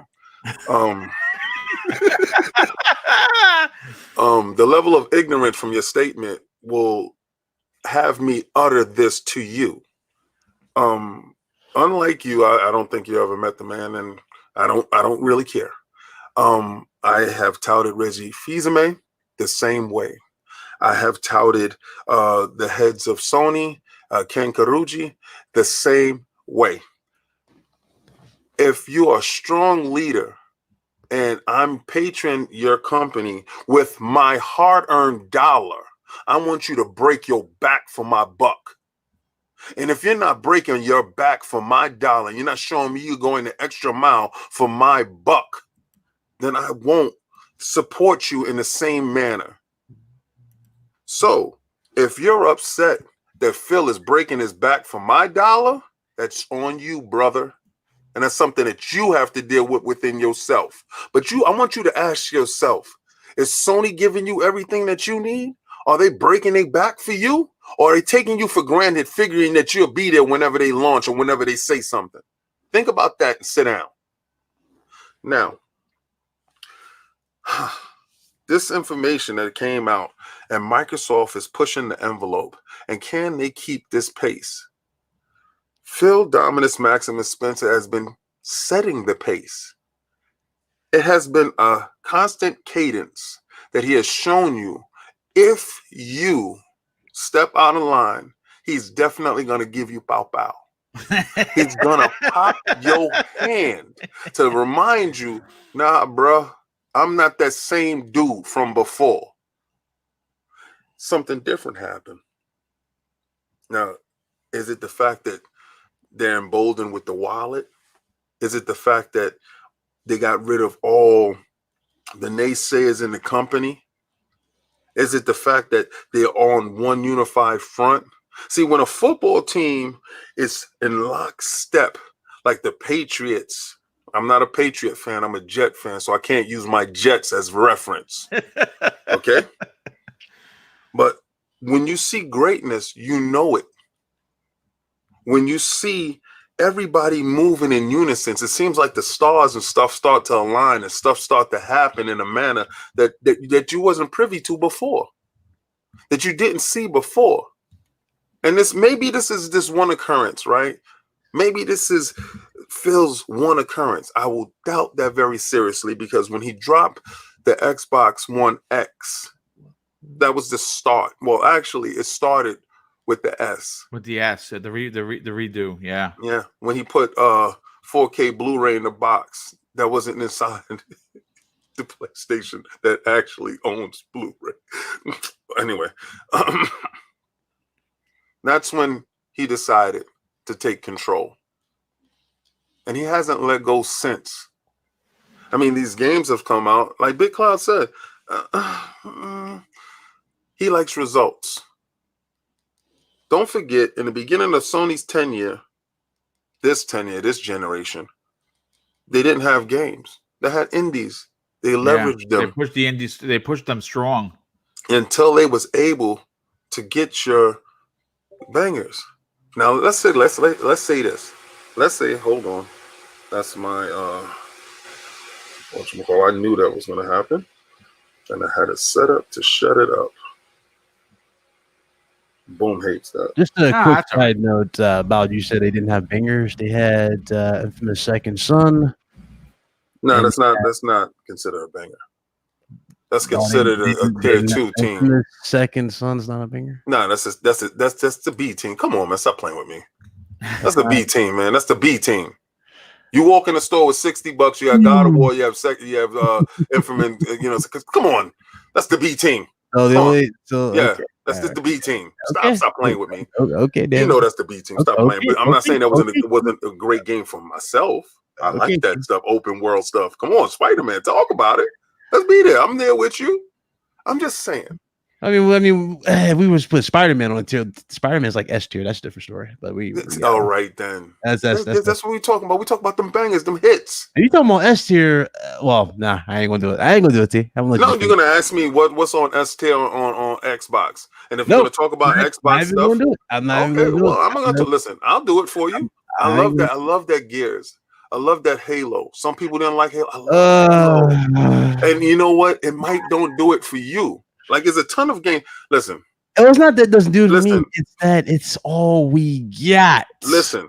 Yeah, it's all you got now, dude. You know what I'm saying? I mean, we have a whole gym, boom. That's not true. There were people in place that I get it. Trust me. I understand you guys are excited. New hardware. I am happy for you. But for the love of Christ, can we come back to reality here? Results, people, they are important. And for the sad part, and the reality is, the most of these games that you guys are looking forward to are going to have to be new to begin with, like this gen, right? There's literally not going to be a single sequel for any game that had potential this gen. You know what I'm saying? There's nothing. There's nothing. Quantum Break, it's not happening. Quantum Break 2 is not happening. You would want that. You would want that narrative to be true. Why would I want that to be true? I'm the most fairest PlayStation dude you can think of. You can ask any PlayStation dude who's here that supports or watches the show. I keep it real.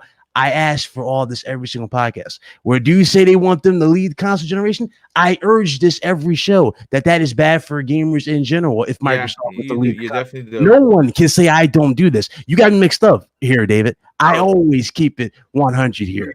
Competition will always bring out the best in every single. And this is why Sony must fall. You said Sony must fall? Yeah, they must fall. Sony must fall. Again, yeah. Sony must fall. And so I said this before, and people said Nintendo can bring the best out of PlayStation. I said no. The best one who always brought the best out of PlayStation, especially if you count the 360 gen. That was Microsoft. They brought the best. If it wasn't for Microsoft, I don't even think you would have got Uncharted, to be honest with you. I don't think Uncharted would have happened in the scheme, in the scope that it did going forward.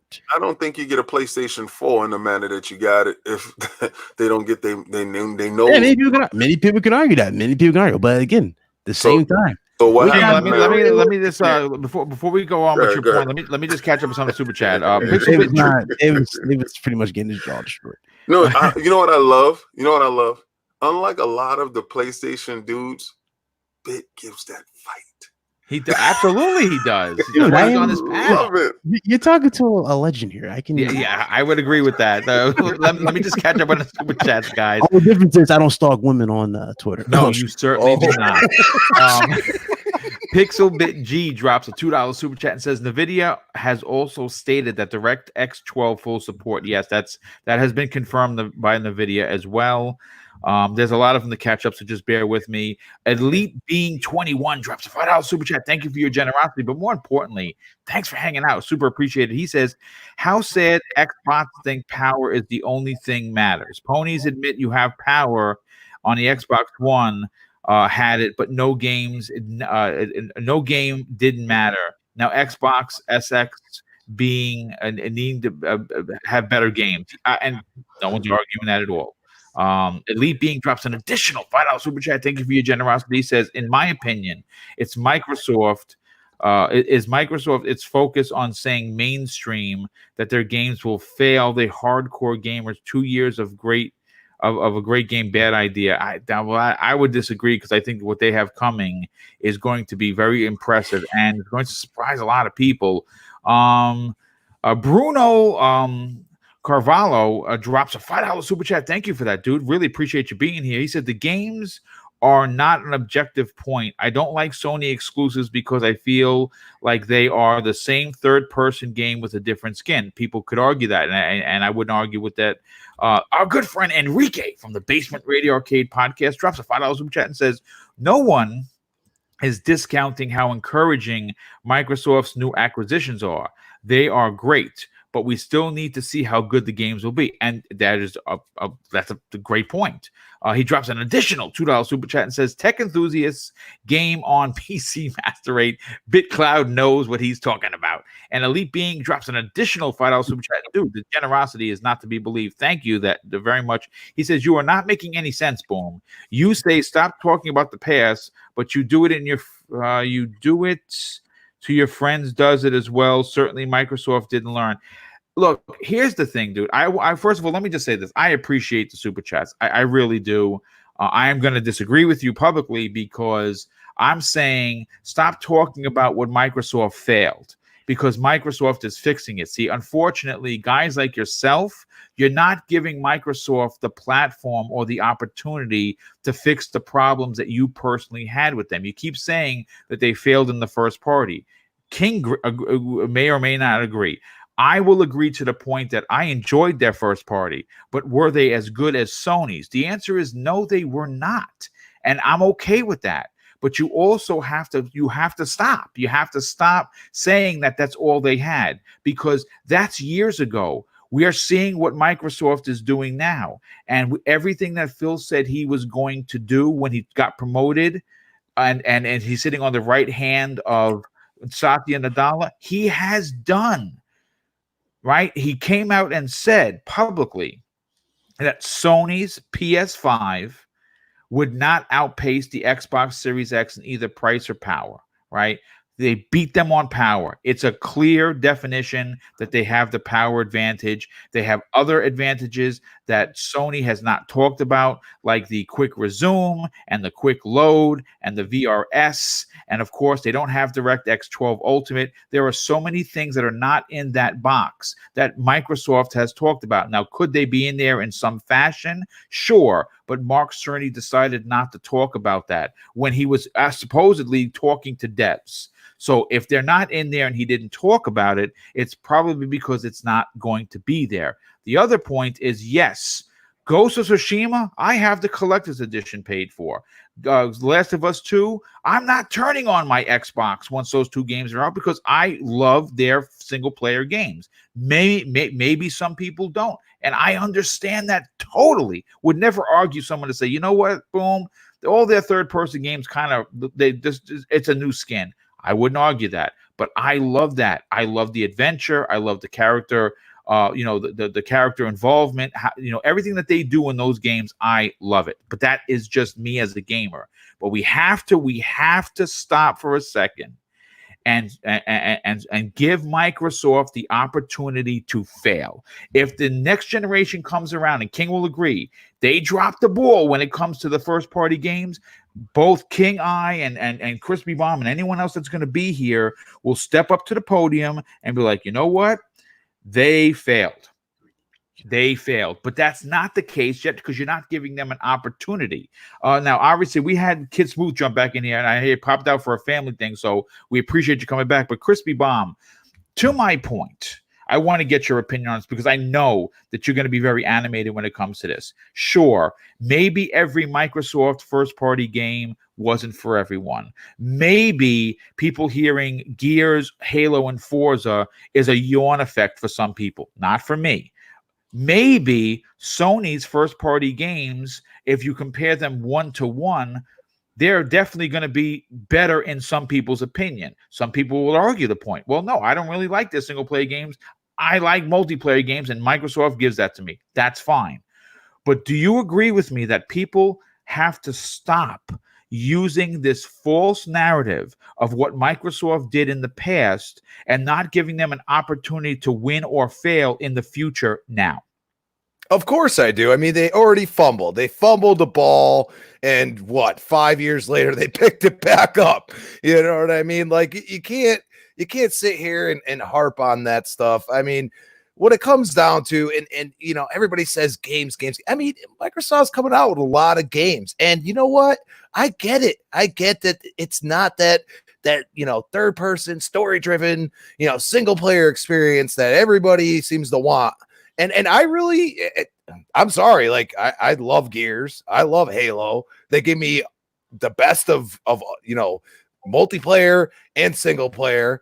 Some of them are better than others, and they need to work on that. And I think, as we go down the pipeline, they're going to work better, and you're going to have, people sitting there and saying, yes, eventually there's going to be a few single player games. They're not going to come out with 10. They're not going to, they want to hit every audience they can. They have Game Pass. It's a platform for the masses. Okay. If you went on Netflix and you saw the same type of show on every single, area of it, would that be hitting on all cylinders? You know what I mean? I'm sure right now their stock's probably going through the roof again because, ain't nobody got anything else to do, So what it comes down to is we have to realize that not everybody is the same type of gamer. I mean, right. Minecraft wouldn't be what it is if everybody was the same type of gamer. And I don't expect more than 2 to 3 single player games coming from Microsoft. I really don't, because in the end, they want to hit the entire demographic.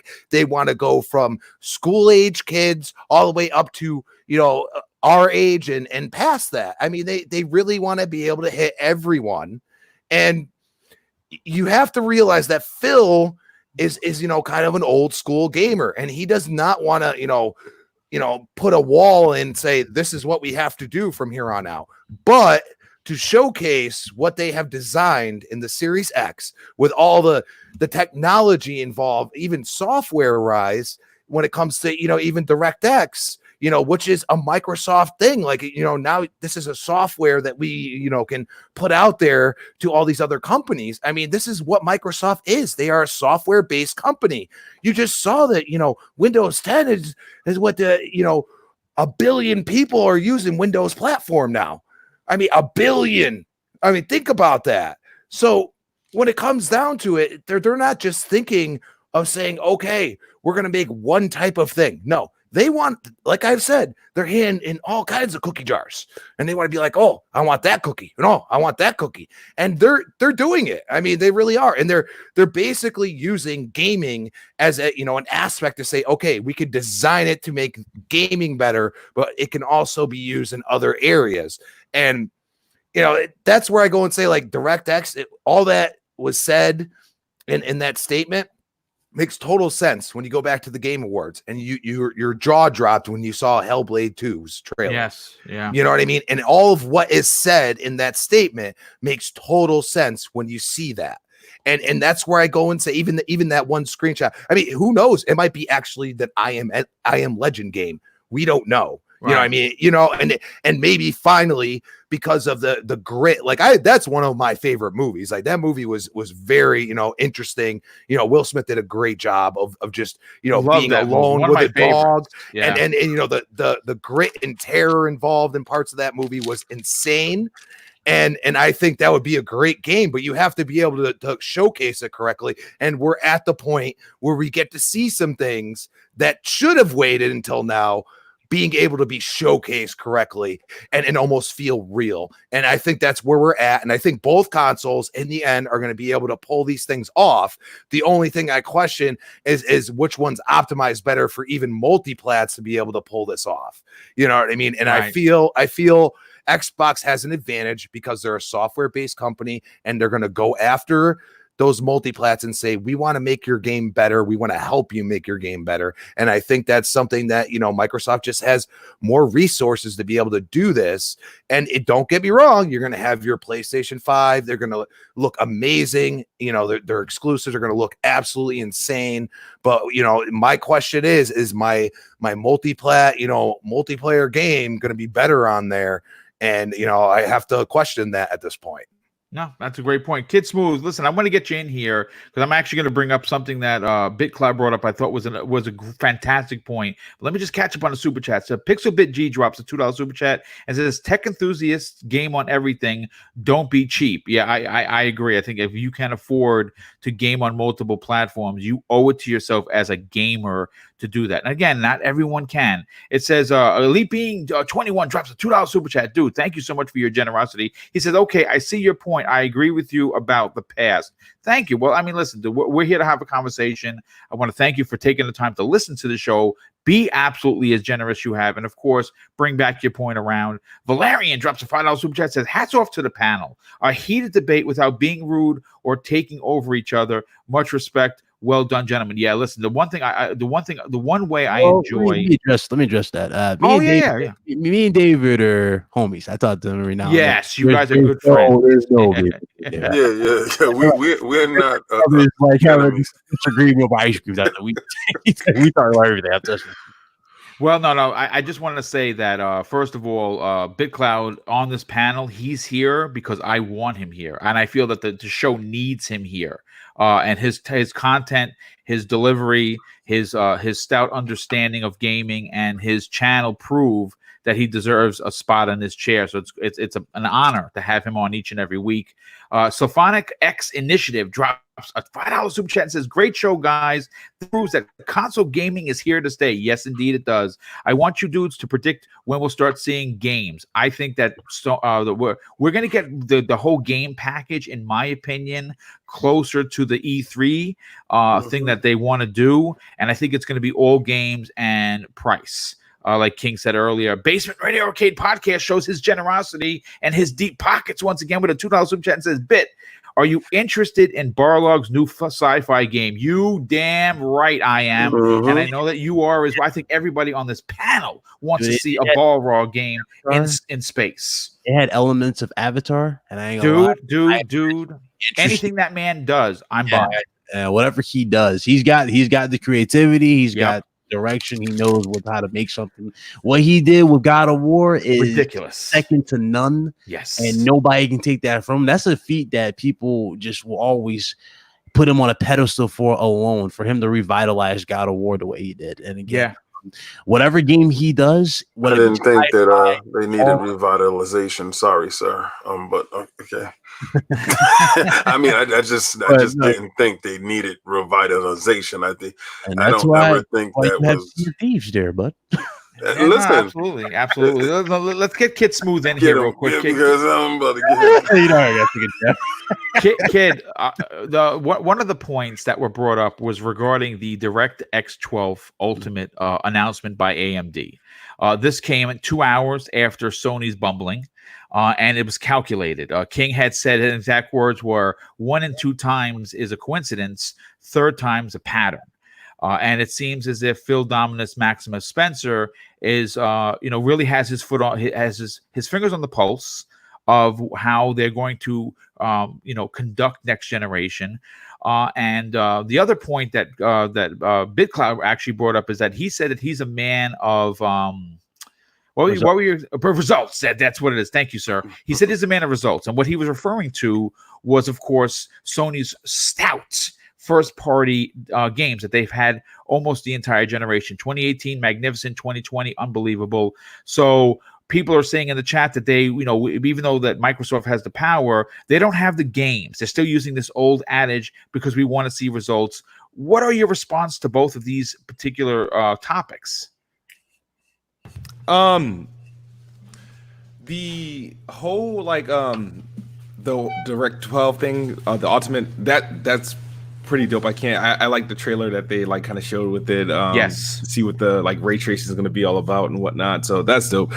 My stance on Xbox has been really consistent since December. What they've been doing. A lot of people keep saying, "Oh, content," but what people keep forgetting, at least when it comes to the Xbox Series X and the future of Xbox, all we've seen so far was content. I mean, we've gotten a sneak peek of, was it Everwild? Was the first game shown in November. Obviously, Halo Infinite was shown off a couple times. And then, Hellblade 2, Project Mara. And then there's the other teasing. Everwild.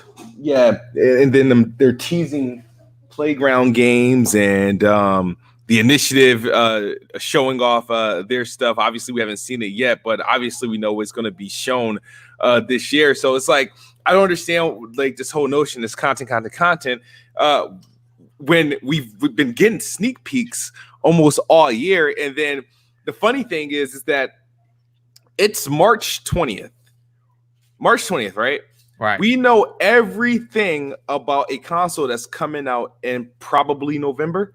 Yeah. We know what it looks like, what the controller the inside, what it looks like on the inside, at the back. We know everything. There's no more questions about the Series X outside of an exact release date and price. That's all. And it's March 20th. So there's a whole lot of time to now start talking about games, and which I expect in the next 4 to 6 weeks, rollout of games to start being previewed fairly soon. And my thing is, once that happens, once we're in June and July and August, what's going to be the narrative now after that? Because I already know games are going to be shown. There's no need to ask that question. The console's out the way. The console's already out the way. And I'm going to be here asking the same question. All right, what now? What do you need to see now? Yep. I agree. I think that once we do have the games, once we know the launch lineup, and we could kind of guess, we can kind of fool around with the potential of the launch lineup. Halo's a lock, right? Forza, in my opinion, is a lock. I still say, and I know people are going to fight me on this, and that's fine. If I'm wrong, I'll publicly come out and wear the dummy hat, no problem. And I still think Hellblade 2 is going to be a launch title. I think they've been working on it a lot longer than people give them credit for. Wait, you think a launch? I do. I say it competes with early development when he first showed. I know. But I'm going to stick with it. I just want to throw this in, and then boom, I'll leave you alone. No, that's okay. I think you're on to something about Hellblade 2. I don't think it's a launch title. I do think it's that February, March, maybe even April to compete with like Horizon Zero Dawn 2. Oh, that's actually smart. Yeah, that's I think Horizon Zero Dawn 2 comes out in like that March, April 2021 type scenario. Okay, that's actually a fantastic point. I didn't actually put that variable into my brain, but that actually works. Now here's the thing. I will say this. I think we're getting Halo. We know we're getting Halo. They already said it. We're probably getting Forza. I'm almost guaranteed we're going to get Forza this April, unless there's some sort of a development delay due to what's going on in the world. Gears Tactics is releasing on PC. I think Microsoft holds that game for console launch for the Xbox Series X. And there are your three pillars. The three pillars that everyone's tired of hearing about, you're going to get. You're going to get a new Forza, which is going to be game-changing. You're going to get a new type of Gears in the Tactics version, so it's not going to be your regular Gears, so there's that. And, of course, Halo Infinite with the $500 million investment in Slipspace, you're going to get a Master Chief that you've never saw coming. And based on early leaks or so-called analyst reports about it having three different campaigns, one is Chief, one is Locke, one is another dude, which I forgot what the code name was for him. And it's going to be, you're going to have multiplayer plus whatever they're holding close to the vest. I think it's going to be, I think once these games are out, and I have to agree with Kid Smooth here that what is the narrative going to be when they have the games out there? The games are out there. People are like, holy shit, I can't believe what I'm seeing. This is incredible. And then, of course, we start to see stuff like Fable. We start to see stuff like what the Initiative is doing. We just heard that Playground Games is hiring for an I Am Legend type game, which that's what it looks like to me. So that's what I'm calling it. Or clone to The Last of Us. Some people want to say they just hired 3 people from Naughty Dog. Expect it to be incredible. I don't know. I mean, listen, all I can tell you is this. Right now, Phil Spencer, Team Green, and Redmond and the Xbox brand are in the driver's seat. Now, if that pisses you off, I apologize. I don't mean to do that, but you have to call a spade a spade. And the spade is that Microsoft is going up and Sony is going down. That's what I said in the title of this, as it being the two companies going in opposite directions. Again, taking nothing away from the first-party games that are coming out this year, Sony has positioned themselves with their backs to the wall, where Microsoft is just chilling. Now, King, I know you wanted to come back around on this. Anything you'd like to add to this particular topic as we close in on 2 hours and we close out the show? Well, Microsoft is at a point right now where they have teamed up with AMD. NVIDIA is involved as well with the DirectX 12. We already knew what they were trying to do. And you've alluded to Slipstream. If it is as good as it is, will it be something that you can put up against Unreal? I mean, is it possible? Is it unfathomable? I don't know. But I do understand Microsoft is looking at the gaming and taking gaming serious. You said 1 billion people is using Microsoft on their PCs. Yeah, that was Crispy Bomb. Yeah. Mm-hmm. Right. And that's mind blowing. When you really get down to the brass tacks of it, that's mind blowing. So what happens when they decide to turn their eyes to another area and say, you know what, let's start to dominate in this area, because this is the leading entertainment area. This is above movies. This is above shows, video games, and we should be proud. I want you guys to stand up, clap, understand that we are the driving force. We were the minority, now we the majority. And that came from years of struggle, from 8-bit to 16-bit to 32-bit to 64, and to here we are, right? And games has evolved and grown. Now, maybe you might hear me say stuff about Sony, and you might think that I'm a hater. No, I was on that line when Sony was dropping. I was there anytime they dropped the console. I was eyes on, and I was looking at every E3, and I was supporting Sony when they first came out, when they shunned Nintendo. So don't get it wrong. what I expect is greatness, and what I'm seeing right now is Microsoft going for that brass ring. I don't want you to miss it. You know, don't avert your eyes when you're seeing that Halley Comet go past. Watch it, bask in it, let that glow wash over you. Because at this point in time, you're seeing somebody get off the canvas to take on the champ. This is the stuff that you see in books and in movies. The fight's not over. Yeah. Just starting, I would believe. That's well, what I mean, listen, this is coming from the king of sports. So, you know, you are an MMA guy. You talk about it all the time on the Iron Lords. You have your own show about it. So you've seen this happen before. But listen, obviously, as we close in on 2 hours, I have to thank the entire panel for not only giving their very strong opinions regarding what we talked about, you know, but being forthcoming in their opinions and not misconstruing anything. But let me just catch up on a few of these super chats. Basement A Arcade Podcast drops a $2 super chat. He says, I saw the artwork and the concepts regarding the I Am Legend looking game / I guess people are going to coin it as the Last of Us ripoff. That's fine. Kayop 901 drops a $5 super chat. Says DirectX 12 Ultimate was co-developed with Microsoft, NVIDIA, and AMD. MS is looking to take over in-game development across the board. No more bad console ports on PC. That's a great point. Eagles fan 76 drops a $2 super chat and says, with people at home and online, does message speed up? I don't know. That's a great point. Will the message be more understood? I guess more people are now, I guess, online. So yeah, that's a great point. Symphonic X Initiative drops a $5 super chat. Says, does the panel think we are ready for AAA games to release in series?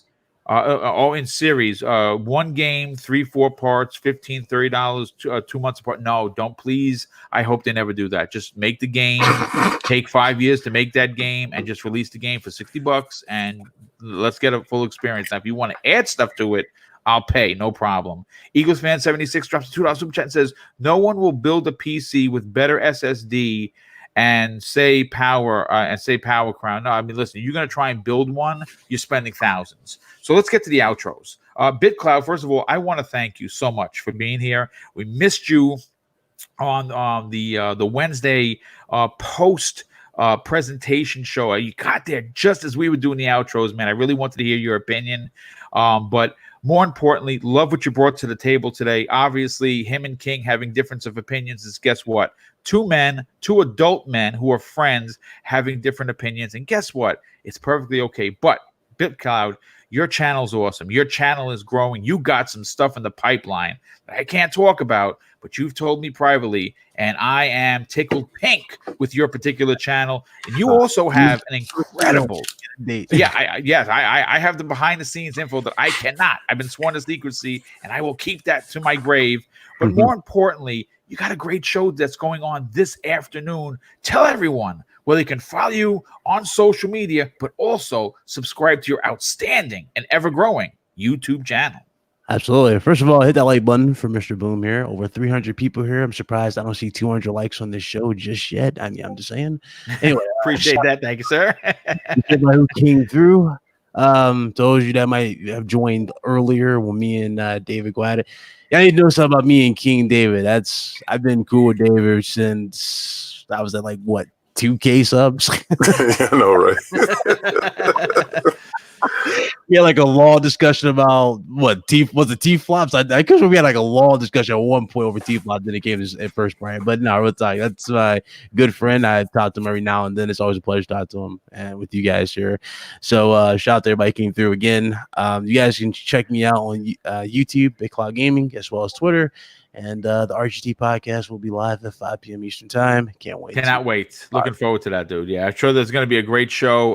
Lots of banter, lots of big opinions with a lot of big characters on that panel that you got. And I'm very much looking forward to this afternoon. Now, King David, obviously, I want to thank you for 2 reasons. One, obviously, being here is always a pleasure to have you on because I know that Sunday, the King is going to be in the house when it comes to the Iron Lords podcast, which I'm going to say this. if you're not subscribed to the Iron Lords, I highly implore you to do it. Not only are they some of the most genuine human beings I've ever been around, their quality is made and produced from a fan's point of view, not a fanboy or a girl, not a personal opinion, from a fan's point of view. And they need and deserve the viewage, patronage, and sub count to go up, because I found them through my brother Neo Mental, and I've never looked back, and now I call them brothers. King, tell everyone where they can follow you, check out your outstanding YouTube channel, check out lordsofgaming.net. I got it right, yes. And of course, your King of Statues stuff that actually Mrs. Boomstick is a huge fan and actually writes stuff in the comment section. Yes. I appreciate her tuning in so much. And thank you for the kind words, Boom. Oh, Get Smooth, I see you with that Iron Lord shirt. I love that, baby. Yeah, there it is. Support your Iron Lords. And I had more for you if you'd have got the packs. I had them all in the box for you so you could take home. Let's get everybody on camera. Yeah, here we go. There we go. I got the Boom. I gotta go to your store. I gotta pick up that Breakfast with Boom. So when I'm on Breakfast with Boom, I got my Boom shirt on. You can catch me on Twitter at King David OTW. Same thing on Xbox Live, on PlayStation and PlayStation Network. That's Xbox 360 Lover 01. That's a little bit trolling right there. I'm just saying. No, but it actually is the truth. Please add me. But I'm getting ready, start recording. I got all my GoPros, ready. I got a new statue that I'm about to debut right over there. That's does it have an Avengers logo? Is that what I see? Yes, you see an Avengers logo on it. Because that's the comic accurate Thanos. It's in that box. That's XM Thanos. I got that before I had went to PAX, so that's gonna go up. You're gonna have some combat talk whenever combat is back. When we get back to normal, guys. During this time, I would urge everybody to try to eat as healthy as possible. Yep. Also try to work on those push-ups, work up on those sit-ups right now. If you don't have any weights in your house, remember, calisthenics is your best friend. You may not be able to jog around the block, but you're able to jog in place. So take the time out to do that stuff. Make sure that you stay healthy, because remember, a healthy mind and a healthy body, make sure that you last, because you want to be around for when this stuff actually launches and we want to play with each other. Pause. I love it. That's great, King. Well, listen, it's great to have you on, dude. Super appreciate it. Yes, definitely check out Iron Lords podcast this Sunday. It's going to be big. Crispy Bomb, I want to thank you so much for giving me the heads up that you were going to be able to make today's show. Love having you on the panel. Love your very rough and gruff opinion, but it's also factual, and you also take other people's opinions into account, which is why I love having you on the show. Tell everyone where they can follow you on social media, but also check you out on some other programs you got going on. Boom. Thank you for having me. And, chat, everybody, just, stay safe, like King said, stay healthy, because we're all in this together at this point. It's at Crispy Bomb on Twitter. You can find me on Xbox Live, Crispy Bomb 28. Hit me up, down the game. I play a lot of different games. I'm also on the next podcast tomorrow night, 7 p.m. and Retro Renegade, 7 p.m. Tuesday night. Nice. Well, thank you so much. And of course, Kid Smooth, listen, Kid, I got to get you on here for a full 2 hours, because I got to get the full Kid involvement. But listen, if you ever need a panel member for your show, hit me up forthwith. I will jump right on there. Kid, love what you bring to the community. You are very vocal. You are very fair. You point out both the good aspects and dark aspects of gaming. And it was great to have your opinion on today. I know you had some family stuff going on. I super appreciate you coming back, because obviously, I run a family first podcast, but it was great to hear your opinion. Tell everyone where they can follow you on social media and check out your incredible YouTube channel. Thanks, Boom. I apologize for the delay. Honestly, it's just that stuff came up, so I was like, all right, I'm gonna find you. Do like 3 shows or what? I do 3. I do 3 shows this week. Since the Iron Lords, I've done 8. I've done 8 shows. So I was like, out of gas. I gotta catch. I'm gonna catch one of them for a full 2 hours. My bad. And of course, you're always welcome on Planet Xbox. Heck yeah, absolutely. Yeah, man. You guys can follow me on Twitter, where I keep everyone honest. Yes, you do. Yes, you do. At Kids Move, please do it there. Also, if you want to watch me stream, I stream on both, obviously YouTube and Mixer at Kids Move. Mixer is I am Kids Move, and then of course YouTube is just Kids Move. Got some videos up. I plan to do some, being that more of us has a little bit more time on our hands. Yes, I plan to drop some more content throughout the course of the week. But thank you for having me, and of course, Boom, I'm going to be on whatever show you need me on. I'll get my calendar together. Yeah, you know, we'll talk on DM. You let me know what works out for you and your family. Obviously, absolutely. Like I said, I'm a family first dude, and obviously, we're all going to be spending a little bit more time home. So, we'll work it out. But real quick, let me just catch up on some of these massive super chats. First of all, sure. Shane Tomlin drops, isn't The Last of Us a clone of every other game made over the shoulder third person with slightly different mechanics? Yeah, I mean, some people could argue that. I really dig those games, dude. I don't know. Nathan Drake. I'm sorry. Yeah, me too. I'm unapologizing to apologize. I'm sorry, but I like the games. Game Genie Prime drops a $2 super chat. Says, "Do you think IGN will do graphics comparison next gen?" I think if they want to be kept in the conversation, they're going to actually have to. Basement Arcade podcast drops an additional and outstanding $5 super chat. Says, "Great show, guys. Sony should have had King give a deep dive into PlayStation 5. Cerny put me to sleep. Everyone stay safe.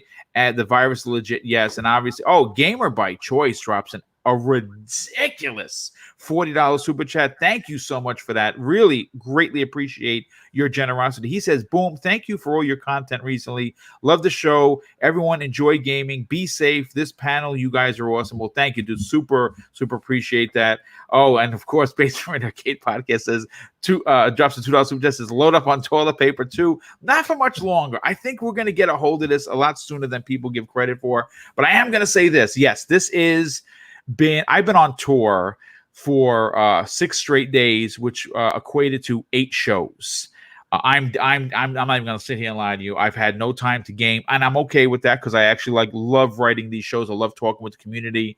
I'm literally dead. I haven't been sleeping that well because I've been staying up late.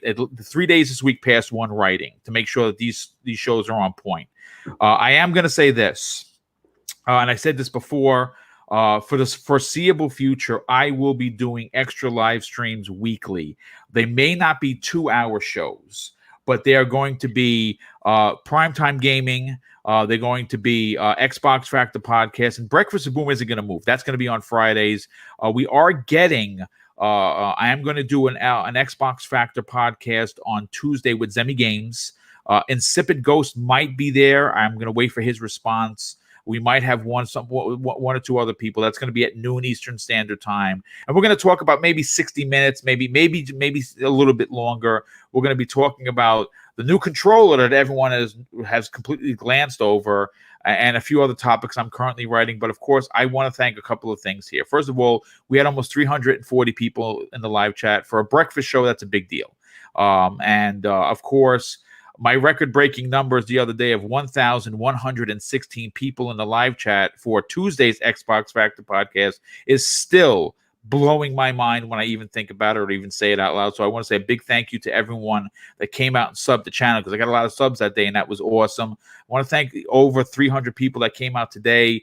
I have to really thank the unbelievable super chats. The generosity of this community continues to show me is humbling. It shocks me every time because I expect nothing, and I am blown away by it. And of course, the panel, you guys were incredible. You gave real solid opinions, and no one backed off of it. And I love that. I love that when we can talk like men, even though we have different opinions, and still give a good show and give a good point. So thank you, gentlemen, for that. So of course, I want to wish everyone a very, very safe and enjoyable weekend. And I'm going to close out the show because I think the world needs a little bit more of this. That's something that my dad taught me when I was a kid.